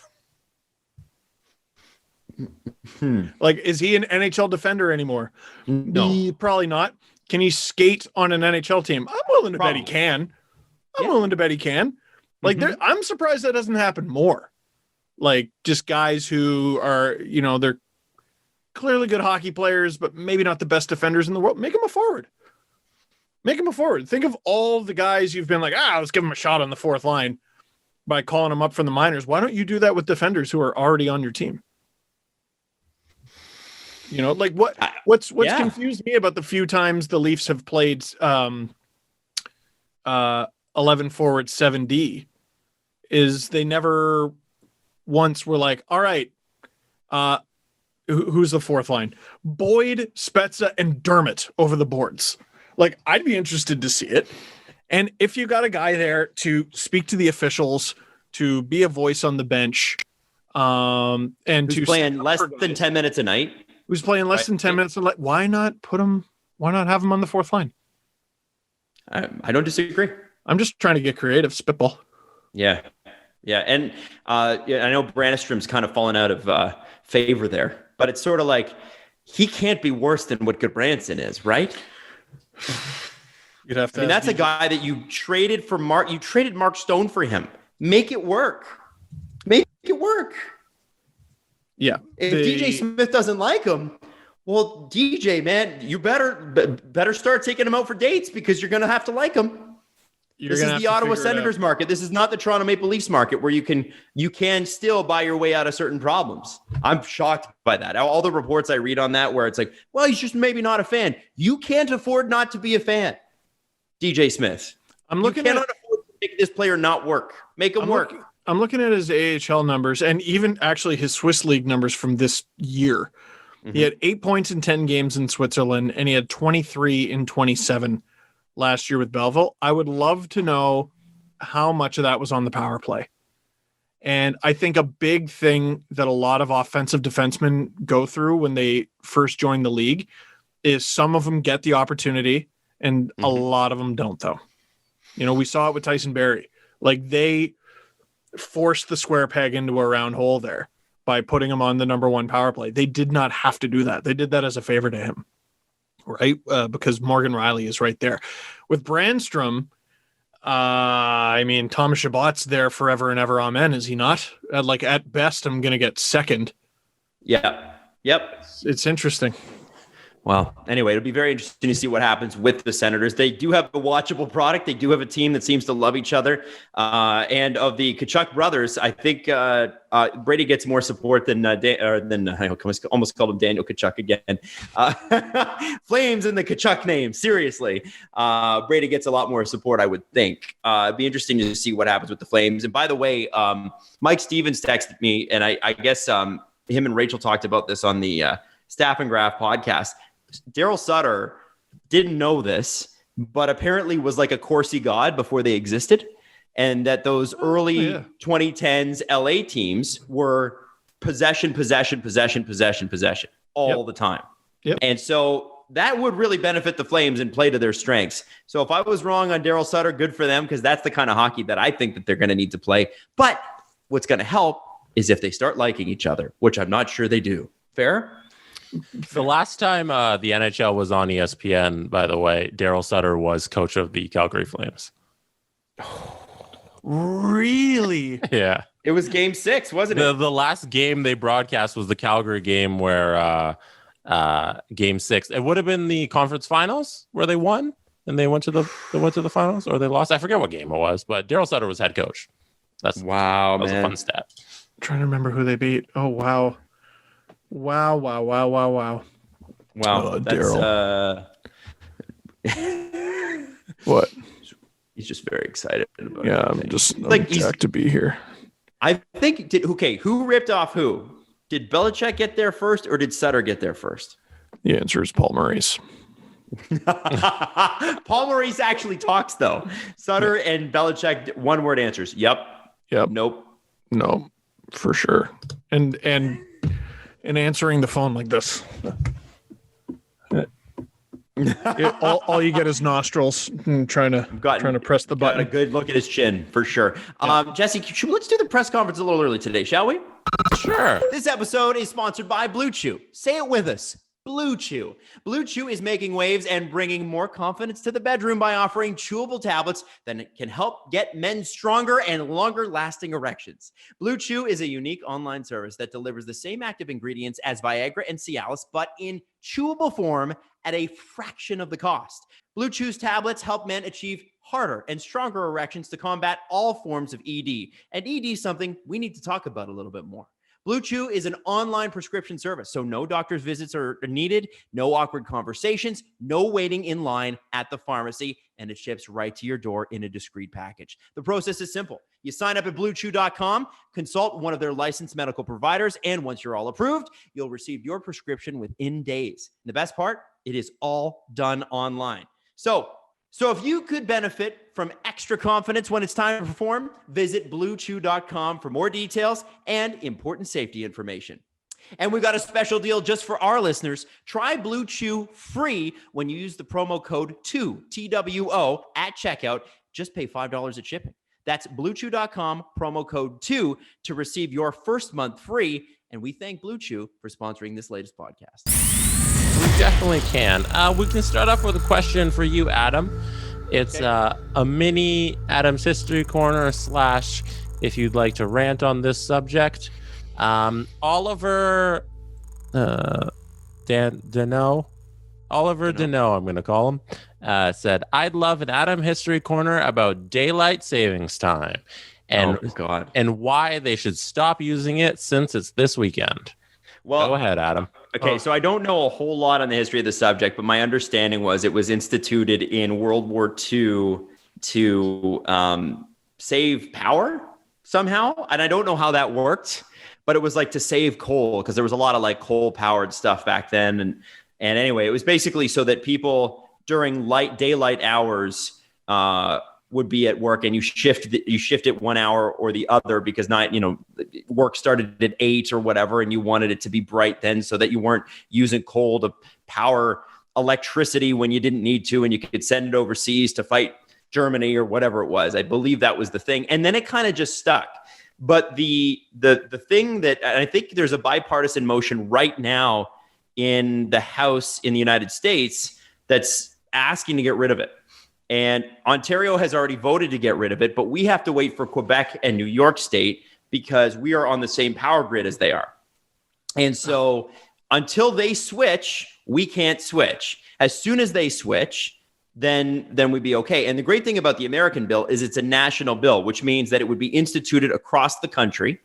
And what it would mean is that your summertime hours would stay the same throughout the year. And there's a lot of reasons to do this. There's a ton of studies that have been done on this. And one of the things that is clear, insurance companies talk about it even, is the amount of accidents, the amount of deaths, the amount of heart attacks, the amount of seasonal depression. A whole bunch of things goes up because you're not supposed to. We didn't know what a circadian rhythm was in World War II, but you're not supposed to fuck with yourself like that. Imagine, like, when you go to bed, we usually go to bed around the same time every day. Imagine I said, now you got to go to bed an hour later and wake up at the same time. That's going to fuck with you. And as you get older, especially, that can really mess with your health. We're realizing how important sleep is. So my rant is always this. It's dumb that we're doing it. It's ridiculous that it's taken this long to get rid of it, despite overwhelming evidence that it absolutely needs to change and needs to stop. And I want to shout out one province in particular who had it right and who's had it right this entire damn time. And everybody always makes fun of them. There's some of the nicest people in the country, and that is Saskatchewan, who does not have daylight savings. They keep their damn clocks the same all year round. And aren't they the happiest motherfuckers you've ever seen in your life? So it always confused the hell out of me when I was producing that junior hockey radio show. Is one day, their office isn't open yet. Shit. Right. Yeah. It always screwed with me. Always, and it would take me like a month to figure it out. Yeah, it's so that, I think, Jesse, if this bill passes, New York will switch, and that will force Quebec to switch. Because New York's going to be like, we're not waiting on you Canadians. We're doing it. Yeah. And Quebec will be like, well, I guess we have to. And Ontario's like, great. It's kind of what it's like living next to the States. It's like, we're going to do this. And the rest of us are like, okay, I guess they're going to do that. So we got to react to that. So I think that's the one interesting bill outside of all the pandemic stuff that has happened in the Ontario government in the last year, is that for some reason, between N95 masks and vaccines and everything else, they found time to vote on this, and basically everybody agreed with it. Nobody's against it, and I think in the States it's the same. It's the one thing the Republicans and Democrats can actually agree on. Literally, there you go. Thing. One thing. All right. They found it, though. We found it. Joe Biden, bringing the people together. Next question comes from Travis Duncan. They want to know, does Gary Bettman watch old footage?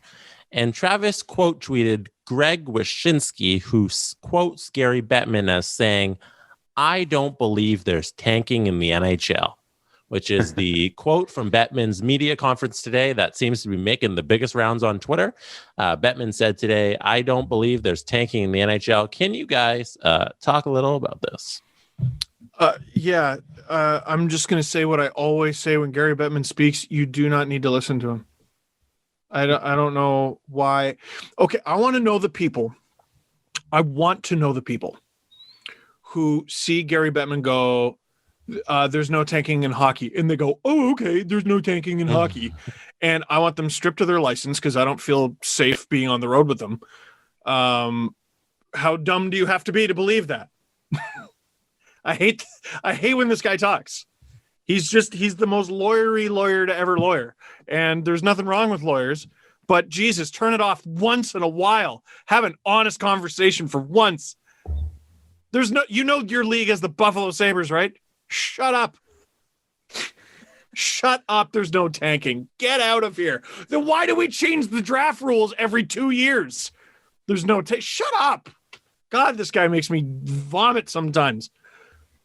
Adam? Remember, he's a lawyer, and that's his job. Oh. He's the NHL's hired lawyer. And by the way, at $8 million a year, they're getting a steal because he works for them 365, 24/7. That guy, I mean, when you ever work with a lawyer long-term on anything, it's very expensive. The NHL has got a nice, delicious deal on this guy. And he answers the questions properly every time. You almost have to respect it because it doesn't have to be the truth. It's just what the owners want to put out there. Almost, but I don't. Every question to Gary Bettman at one of these press conferences should be, hey, I have a question, and then I'll let you answer it, and then I have a follow-up. So, Gary, blah, blah, blah, blah, blah. And then he gives his bullshit answer, and then the follow-up should be, are you serious? Every time. Make it make sense. There's no tanking in the NHL. Explain yourself. Show your work. Mm-hmm. Show the mental gymnastics you use to get to this lie. And the next time that the NHL and the Players Association go head-to-head, Gary will be out there telling you why guaranteed contracts are bad for the players. And he'll mean every word of it. Oh, I bet he will. Yep. How do you shut it off? I think that's what's next. They're going to keep the hard cap. I know. I think they're going to try to get rid of, they're going to go after contract length. And then I think they're going to go after guaranteed contracts. You watch. Going to be 10 years, but we'll see. Jesse, next question. At Name Tags points out, hey, tomorrow is Steve's birthday, and today is Rudy Gobert anniversary. Steve, how has it been a year since Rudy Gobert touched a bunch of mics and then got COVID, and your birthday? How has it been for you this year? Well, so I remember March 11th, I was shooting a bunch of stuff at Sportsnet, and when we had begun shooting, it was announced Rudy Gobert had it. By the time we had finished shooting, it was announced the Utah Jazz game was canceled. And by the time I got home that night, the NBA season had been postponed. Then I woke up the next morning and later that night, Tom Hanks had it. So then I went to bed, woke up the next morning. It was difficult to go to bed because the news was just over and over and over again. The further we got into March 12th, 2020, the more we were like, why the hell has the NHL not postponed its season? The Leafs were set to play the Predators that night in Toronto, I think. And I just remember, they called it the darkest day in sports. I'm like, oh, cool. My birthday now has the distinction of being the anniversary of the darkest day in sports. And I went to my parents' house. I don't know, maybe I shouldn't have, but we didn't really get it yet. And I remember SL got me cookies, and I took a picture holding one above my head, and then I stayed inside for like a month until I went down. I've been downtown like 3 times since this all happened. And one of them was a month later to go to Adam's front porch and literally wave at him. And that was it. And then I didn't see you guys in person for I don't even know how long. So this is my second COVID birthday. Happy birthday to me. Yep. And Jesse's and I's are coming up real soon. Yep. So that'll be fun. But we're out of lockdown-ish now, so that's good, right? You can get haircuts now, right? No. Not yet. No? No, man. No. That's why we don't have them. Well, pays to be in Durham. Getting one next week. It's going to be great. Does some things. Don't worry. If there's a new shutdown, I'll find out from the person who cuts my hair, because that's how I found out about the last one. I found out from them before the government. She's like, hey, just letting you know this is coming. And I'm like, okay. And then the next day it's on the news. I'm like, are you, what? They probably give the businesses the heads up or something. Heads up. I don't know. Do you guys want another question?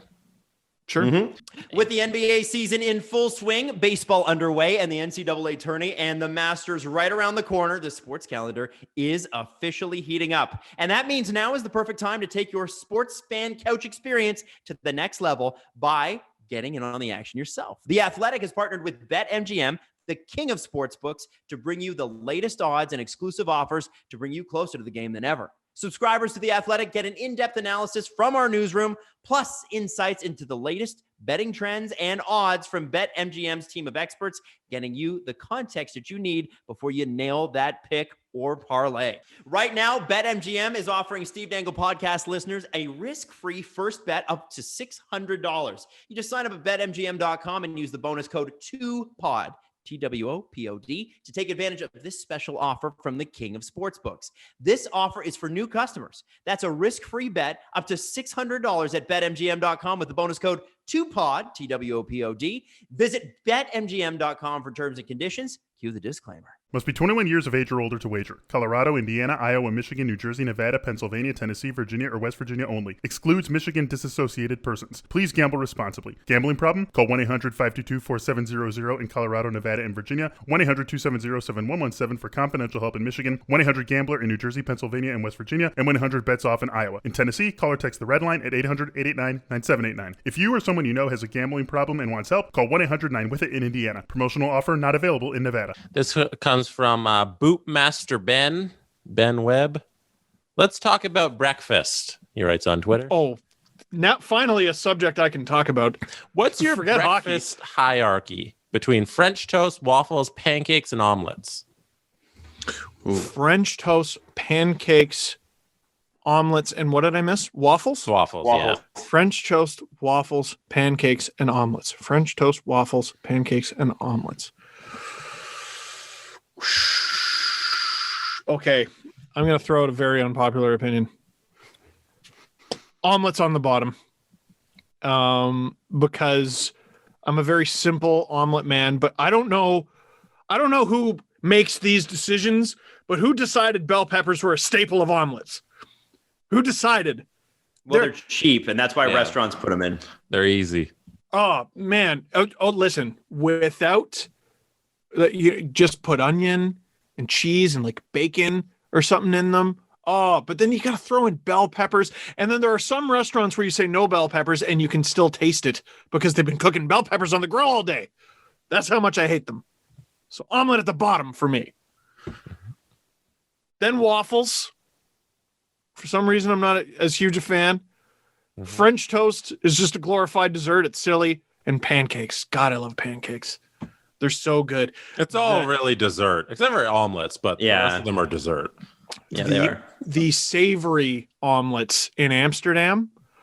Oh, man. Oh, I want one right now in my life. And in my But that was you had it at the bottom. No, pancakes. Did I say omelet? Omelet pancakes was are at 4. the top. Yeah, I said bottom. Yeah. You were like, I wanted a savory omelet, but that was your last pick. So did I say savory omelet? Savory pancake. Oh, okay. Sorry, savory pancakes. Yeah. Rasmus Ristolainen. Rasmus Ristolainen. Now first overall pick. I can't talk. Sorry. Jesse, what's At least yours? It's not my job. What is mine? Okay, first I have French toast. I adore French toast. I think it's absolutely delicious. Okay. That's 1. 2, I will go with pancakes. 3, waffles. And then you'd have waffles higher. You of all people. Yeah, it's my dog, but it's not my food. And then no, I'm gonna put omelets, then waffles. Because a good omelet is waffles a little overrated because it's not fun enough as the other choices, you know, like with French toast, like you said, is freaking dessert. You're having dessert for breakfast. That's my number one pick. I'm going with the one that's just eating cake in the morning. So I'm going to go with the cake as my number one pick. And then, when I go down the line, go to pancakes. Pancakes are so much fun because they're fluffy and they're like a sponge cake. Like I pick the next best cake as my number 2. I have the sponge cake where you put a bunch of sugar on top and then sometimes you overload it with whipped cream, which is just more sugar. And then you put some fruit on or whatever. And then you get to omelets. Omelets are nice because it's like, okay, it's this hearty meal and you feel like you're kind of healthy, even though it's not really healthy at all. It's this egg and this ham. Like I like lots of meat in my omelets, and it's supposed to be pretend healthy. And then you get to waffles, which has it's a worse version of all the other ones, kind of. I don't really put an egg on my waffle to make it reasonably healthy, quote unquote. And I don't put a bunch of sugar on it to make it cake enough. And then it's not fun. So that's why it's number 4 for me. I don't need syrup to pool in a grid on top of what I'm eating. I want it to soak in into the pancake. It's not as fun as a pancake. So Adam, what's your 4? Okay, guys. So here's the deal. Here's the deal. Waffles are 4th. I'm working my way up from not good to waffles are 4th. And the reason the waffles are 4th is Jesse, you made a ton of really good points there. The only time I've had waffles and I've been like, I will have these again. And Jesse, you were here for this. We went to a restaurant called Starving Artist at Davisville. In Toronto. They're all over. And they're all over Toronto. They're all okay. So that one was at the Davisville location. They make them out of potatoes. Those are really good. You have an egg on top. It's savory and delicious. See, Starving Artist, I don't count their potato waffles as waffles. Those are hash browns that are just baked super fun in a waffle form. Good point. And that's why they're so damn good. You know? Oh, it's so Starving Artist is amazing. You need to go. Number 3 on this one. And I don't say this to disparage because I do enjoy it. French toast. French toast for me is very, very good, but it isn't elite caliber. You can make it really great, but I find French toast, your options are limited. You know, French toast is sort of like, it's always sort of the same. It's You got your big fat piece of bread. You put it in egg. You put it in a bunch of butter. You fry it on both sides. You put some berries on top of that and a little bit of syrup, and there you go. And that's great for some people, but for me, I like to get creative, which is why, guys, I'm going to put pancakes at number 2. What? Specific pancake at number 2. Okay, so the American listeners among us will understand exactly what I'm talking about. And sometimes you eat at a restaurant and you're like, every time you see that restaurant come up in the headlines, you're like, I'm concerned that this is probably going to be bad. And with the Cracker Barrel, it is. But I have never in my life ever had better blueberry pancakes than I have at the Sarasota, I think it's Sarasota or Clearwater Cracker Barrel. Blueberry pancakes. They're thin, they're enormous because it's America, and you get about 18 of them, and they are so damn good. They are so good. I don't know what it is about the imaginary line, but there's something about ordering breakfast in the States where when they bring it to the table, I'm like, is this a threat? And when they put it on the table, I'm like, am I on a joke show? You think one person's eating this? Jesus Lord. When my dad is lucky enough to have a little place down there with my stepmom. When they retired, they were able to get that. And when we go down, or when I go down, I'll get on the airplane, and they know the first thing we do when I get back or when I get down is I take an early flight and we drive directly to Cracker Barrel before we even get home. That's the first thing I want to do. I want to have some pancakes at the damn Cracker Barrel because it is so good, and it's the most Florida I've ever felt, and it's amazing, and you should try them at some point in your life. Now, number 1, you're going, how can you not take dessert at number 1? And I will tell you this, eggs, omelets specifically, can be incredible, but I have to agree with Steve and with Jesse on certain things. Number 1, we don't need to overload omelets with peppers. No. In fact, I find filler. Even a Western omelet that's supposed to have red pepper in it, minimize. It's supposed to be an accent. It isn't supposed to replace the eggs, right? And the other thing I want to say is onions. For some reason, restaurants I don't know if it's the same in the States, but for some reasons they're like, oh, caramelized onions. And I'll get it, and I can hear the onion crunch in my mouth. That is not a caramelized onion. You caramelize an onion by making it soft and delicious and brown. If it is still a white onion or still a yellow onion, it is not caramelized. Get away from me with that bullshit. But I don't want crunchy eggs. Exactly. What I want on my omelet, I want a little bit of caramelized onions and mushrooms. I want a little pecorino cheese, and I want a little arugula sprinkled on afterwards. Delish. Maybe a little garlic in there. That is a delicious omelet. That is why it's number 1 for me. And it's the most filling for the longest. You also don't feel as guilty because anytime you eat one of the other 3, you're like, especially if you're a guy like me, you got a bit of a tummy. You're like, I just added a few pounds to my tummy. Whereas, when you're eating an omelet, you're like, it's going to power through the day now. I'm going to go crush some stuff, even though I won't. The healthiness doesn't really factor into my decision making. Fair. It's all for the tasty. It's also, omelets are not a good hangover breakfast. Generally, if I'm hungover, I'm like, I need all these ingredients to be separate, please. In case I need to punch out at any moment. But there's something about it's not something. It's the bell peppers. I know exactly what it is. But I'm having difficulty in my brain separating omelets and bell peppers. And that's fair because restaurants just go, here's an omelet and 40 million different types of bell peppers. It's wrong. It's gross. Not disparaging it, but there is a certain breakfast place in this country that just decided our thing is putting bell peppers in everything now. And they started it like just one day. Who? Nope, not saying it. But just one day, they're like, why not? Everything is bell peppers now. Why don't you just say it? Yeah. Because, I don't know. What if they give me money someday? Well, you could still say you don't have to like everything on their menu. You didn't listen, when Panago was our sponsor, you didn't like any of their pizzas with bell peppers on them. Yeah, you don't like and bell they used pepper. to make fun of it. Okay, fine. Tim Hortons puts bell peppers in every wrap. Because it's cheap. So ask them not to put it in your wrap. Yeah, but I would never assume a breakfast wrap would have them. And I remember biting into it on one road trip going, what the I never would have expected it. Yeah, there shouldn't be. And then I go to pick them out and I'm like, oh, there's not 1 or 2. No. This is a bag of bell peppers they cut up and put in my wrap.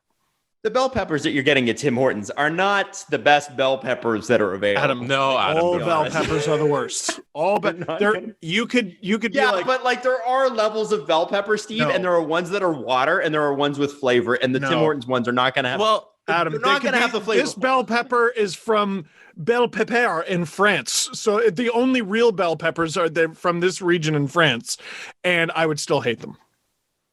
Fair. That's Sorry. fair. But Jesse, you would agree with me, right? yeah, I think those bell peppers probably arrive in a bag pre-chopped and then they get sprinkled in the food, you know? They don't arrive as peppers at all.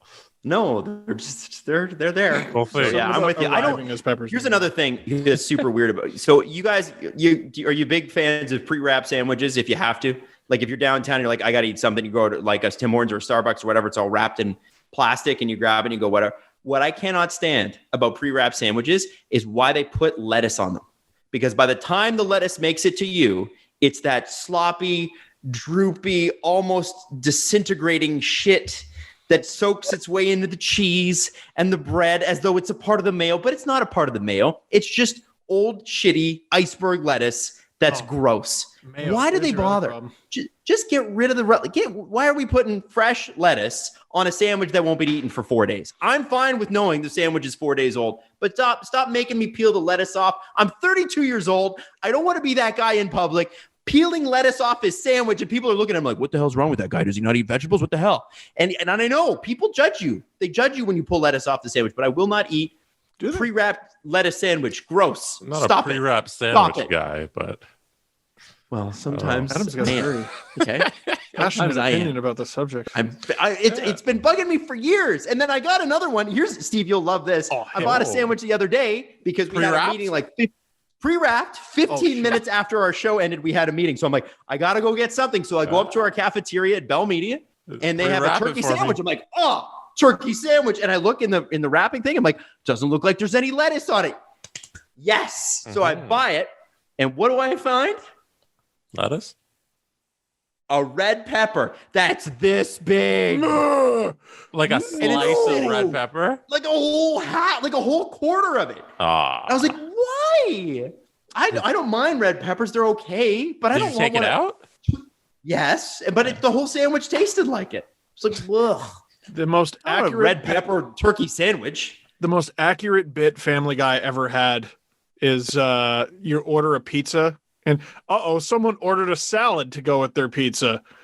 And it's, hey, just cut it into quarters. No, leave the core in there. Leave that white part in there. Sorry. Hello, every pizza place. Why would you do that? Why would I saw a TikTok. This guy's eating a sandwich and the caption is just the guy who invented mayo. And he's just like, what if this tasted like shit? I don't like mayo. What, man. you don't like mayo? Yeah, No, I like not mayo. really. Oh, I like mayo. No, mayo's I good. can. I like certain types of mayo if there's a smidge of it.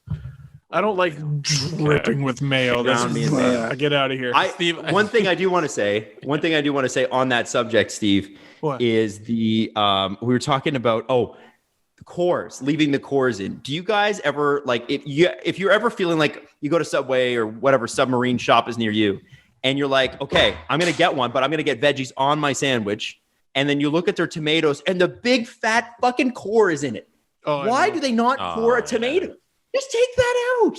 You would never Nobody do wants that at to home. put on the stem of a tomato. Take it out. It's You would not never hard. do Just that at core it home. quick. Boom. I know. I don't get it. We accept less. We need to start demanding that there are no cores in the tomatoes. We need- Oh, you know what? It's a $4 foot long. I don't think we should. What are our expectations? No, here? no, Jesse. The Karens are right. The Karens are right. We need to all get the seagull hair, and we need to go complain about our tomato course. Okay. Jesse, you were going to say something, weren't you? Do you still have something? Oh, I was just going to say to Steve's mayonnaise take, I think the majority of people enjoy mayo then hate it. I think you're on the wrong side of history. Adam, do you agree? I think Steve's on the wrong side of history with mayonnaise. It's the base of so many other delicious things too, right? Because you can get like a chipotle mayo, Egg a little ranch salad. dressing, like it's all egg Chipotle mayo's You know.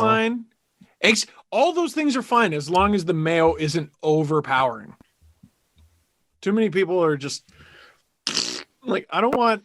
No, I'm not the biggest fan of mayo. It's my favorite combo: a little mayo, a little mustard. Perfect on a sandwich. We're coming up on the anniversary of our hot dog eating contest. Oh, so I thought it would have been the pandemic like in April, right? End of April. Damn. So we're coming up on that. So I want to ask you guys, what's the perfect hot dog? Is that yours, Adam? No, my perfect hot dog is ketchup and mustard at a baseball game with a cold beer.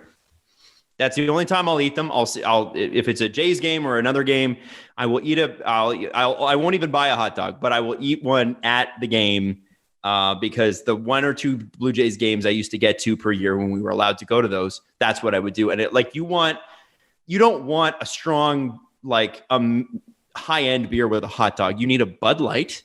And it needs to be crisp, and it needs to be 20 ounces, and you need to have paid $48 for it. And then you want the Dodger dogs, where it's like, wow, these are legendary, and they're like this big, and they're like Schneiders, like anybody else. But yeah, ketchup and mayo, that's all you need. Sorry, ketchup and mustard is all you need on a good hot dog. I'm thinking Front Street hot dog stand. I'm going full Phil Kessel here. I need I like the spicy mustard if it's available. Mm-hmm. I do like a little bit of onion and or sauerkraut, actually. Oh, big fan. See, I do that if it's a sausage. If it's a sausage, I'm all about the sauerkraut. Well, see, that's the thing. I'm usually getting if it's hot dog or sausage available. Listen, sausage. I've had a good year, folks, and I'm going to pony up the extra 50 cents to get it from a hot dog to an Italian sausage at the hot dog stand on Front Street. $4.50 instead of $3.75. Listen, That's guys. Right. I'm a YouTuber. I don't know if you heard. So when I get hot dogs, I get the full-on Italian sausage. Yeah. Had a real good year, folks. He just looks at the hot dog guy, goes 100,000 subs. Yeah. Got 100K. So what did you say to me? It's over 140, but I mean, who's counting? Am I right? Anyway, I'm going to sign your hot dog carton mustard. Jesse, what's yours? What do you do? I like ketchup, mayonnaise, and relish. That's my perfect hot dog. Yeah. And I like my favorite hot dog is barbecued at a home barbecue. So somebody's backyard, somebody's house, or even like on your stove barbecue thingy. Like that's my favorite kind of hot dog. You bought it at Longo's, and it's one of the fancy hot dogs. They're just good hot dogs. Put slits in it?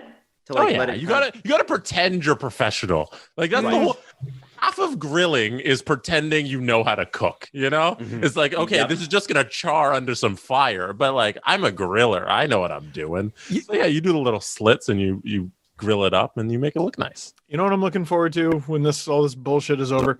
Someone who's on the barbecue just handing things out with reckless abandon. They don't even know who the next hot dog's for. Right. This is the way the hot dogs are made, and I'm handing them out. They don't even look up at you. Yes. And you're not hand sanitizing every time you touch a plate, No. And I want to shake the chef's hand. When I lived in Calgary, there was this really cool sort of hipster hot dog place that's still open called Tubby Dog. And I want to run through some of the combinations for you here before we go. Can we do that? Do it. You will not believe what you can get on these hot dogs, and they're really, really good. So the first one, your typical Tubby Dog, chili, bacon, cheese, onions, mustard. By the way, if you get a nice chili dog in the States, I don't know what's different about the chili dogs there versus here. Chili dog in the States, so flipping good. So good. Then there's the Cheetah one. So sauerkraut, cheese, mustard, relish, Yogi Bear, mustard, ketchup, relish, onion. But let's get into a little bit crazier here, okay? They got the PB&J hot dog, peanut butter and jelly, and you add Captain Crunch. And then there's the Sumo. It's legal Japanese here. Mayo. Japanese mayo. Wasabi, pickled ginger, lightly toasted sesame seeds, seaweed. Wait, you're talking about a place in Calgary? Yeah. Oh, so you can be baked there. Okay, never mind. Sorry. Okay, so now I get it. Yeah. I understand now. Then there's Sherm's Ultimate Gripper, which is a hot dog wrapped and then deep fried, wrapped in bacon and then deep fried, topped with ham, homemade chili, cheese, mustard, bacon, hot peppers, onions, and a fried egg. I have had that, and it is outrageous. So good. You have to eat it with a knife and fork. Anyway. Nah, I'm not signed up for that. I agree with you on the setting.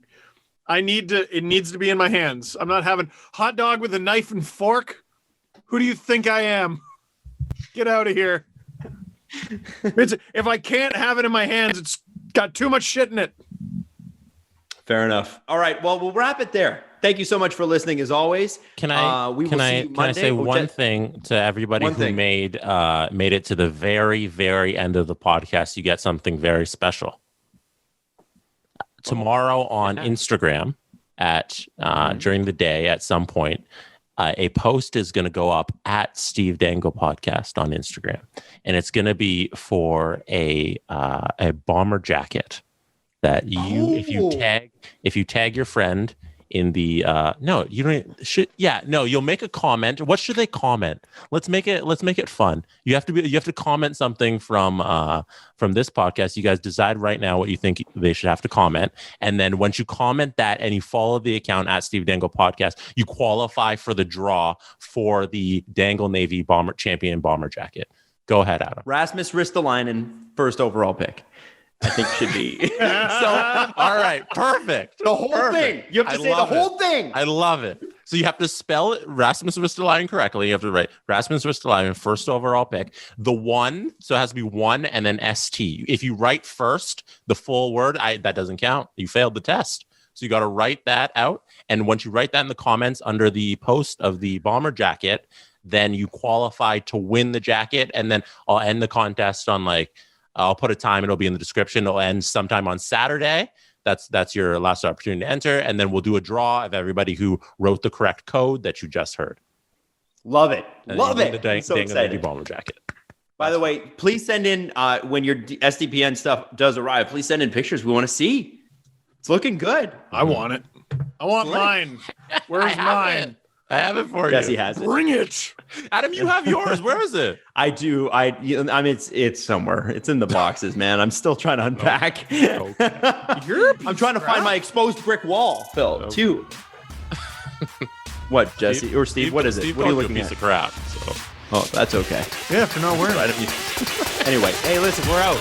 Love you. We'll see you Monday. Have a fantastic weekend. The Steve Dangle Podcast. Follow the guys on Twitter at Steve_Dangle, at Adam WYLDE, and at Jesse Blake. Connection complete.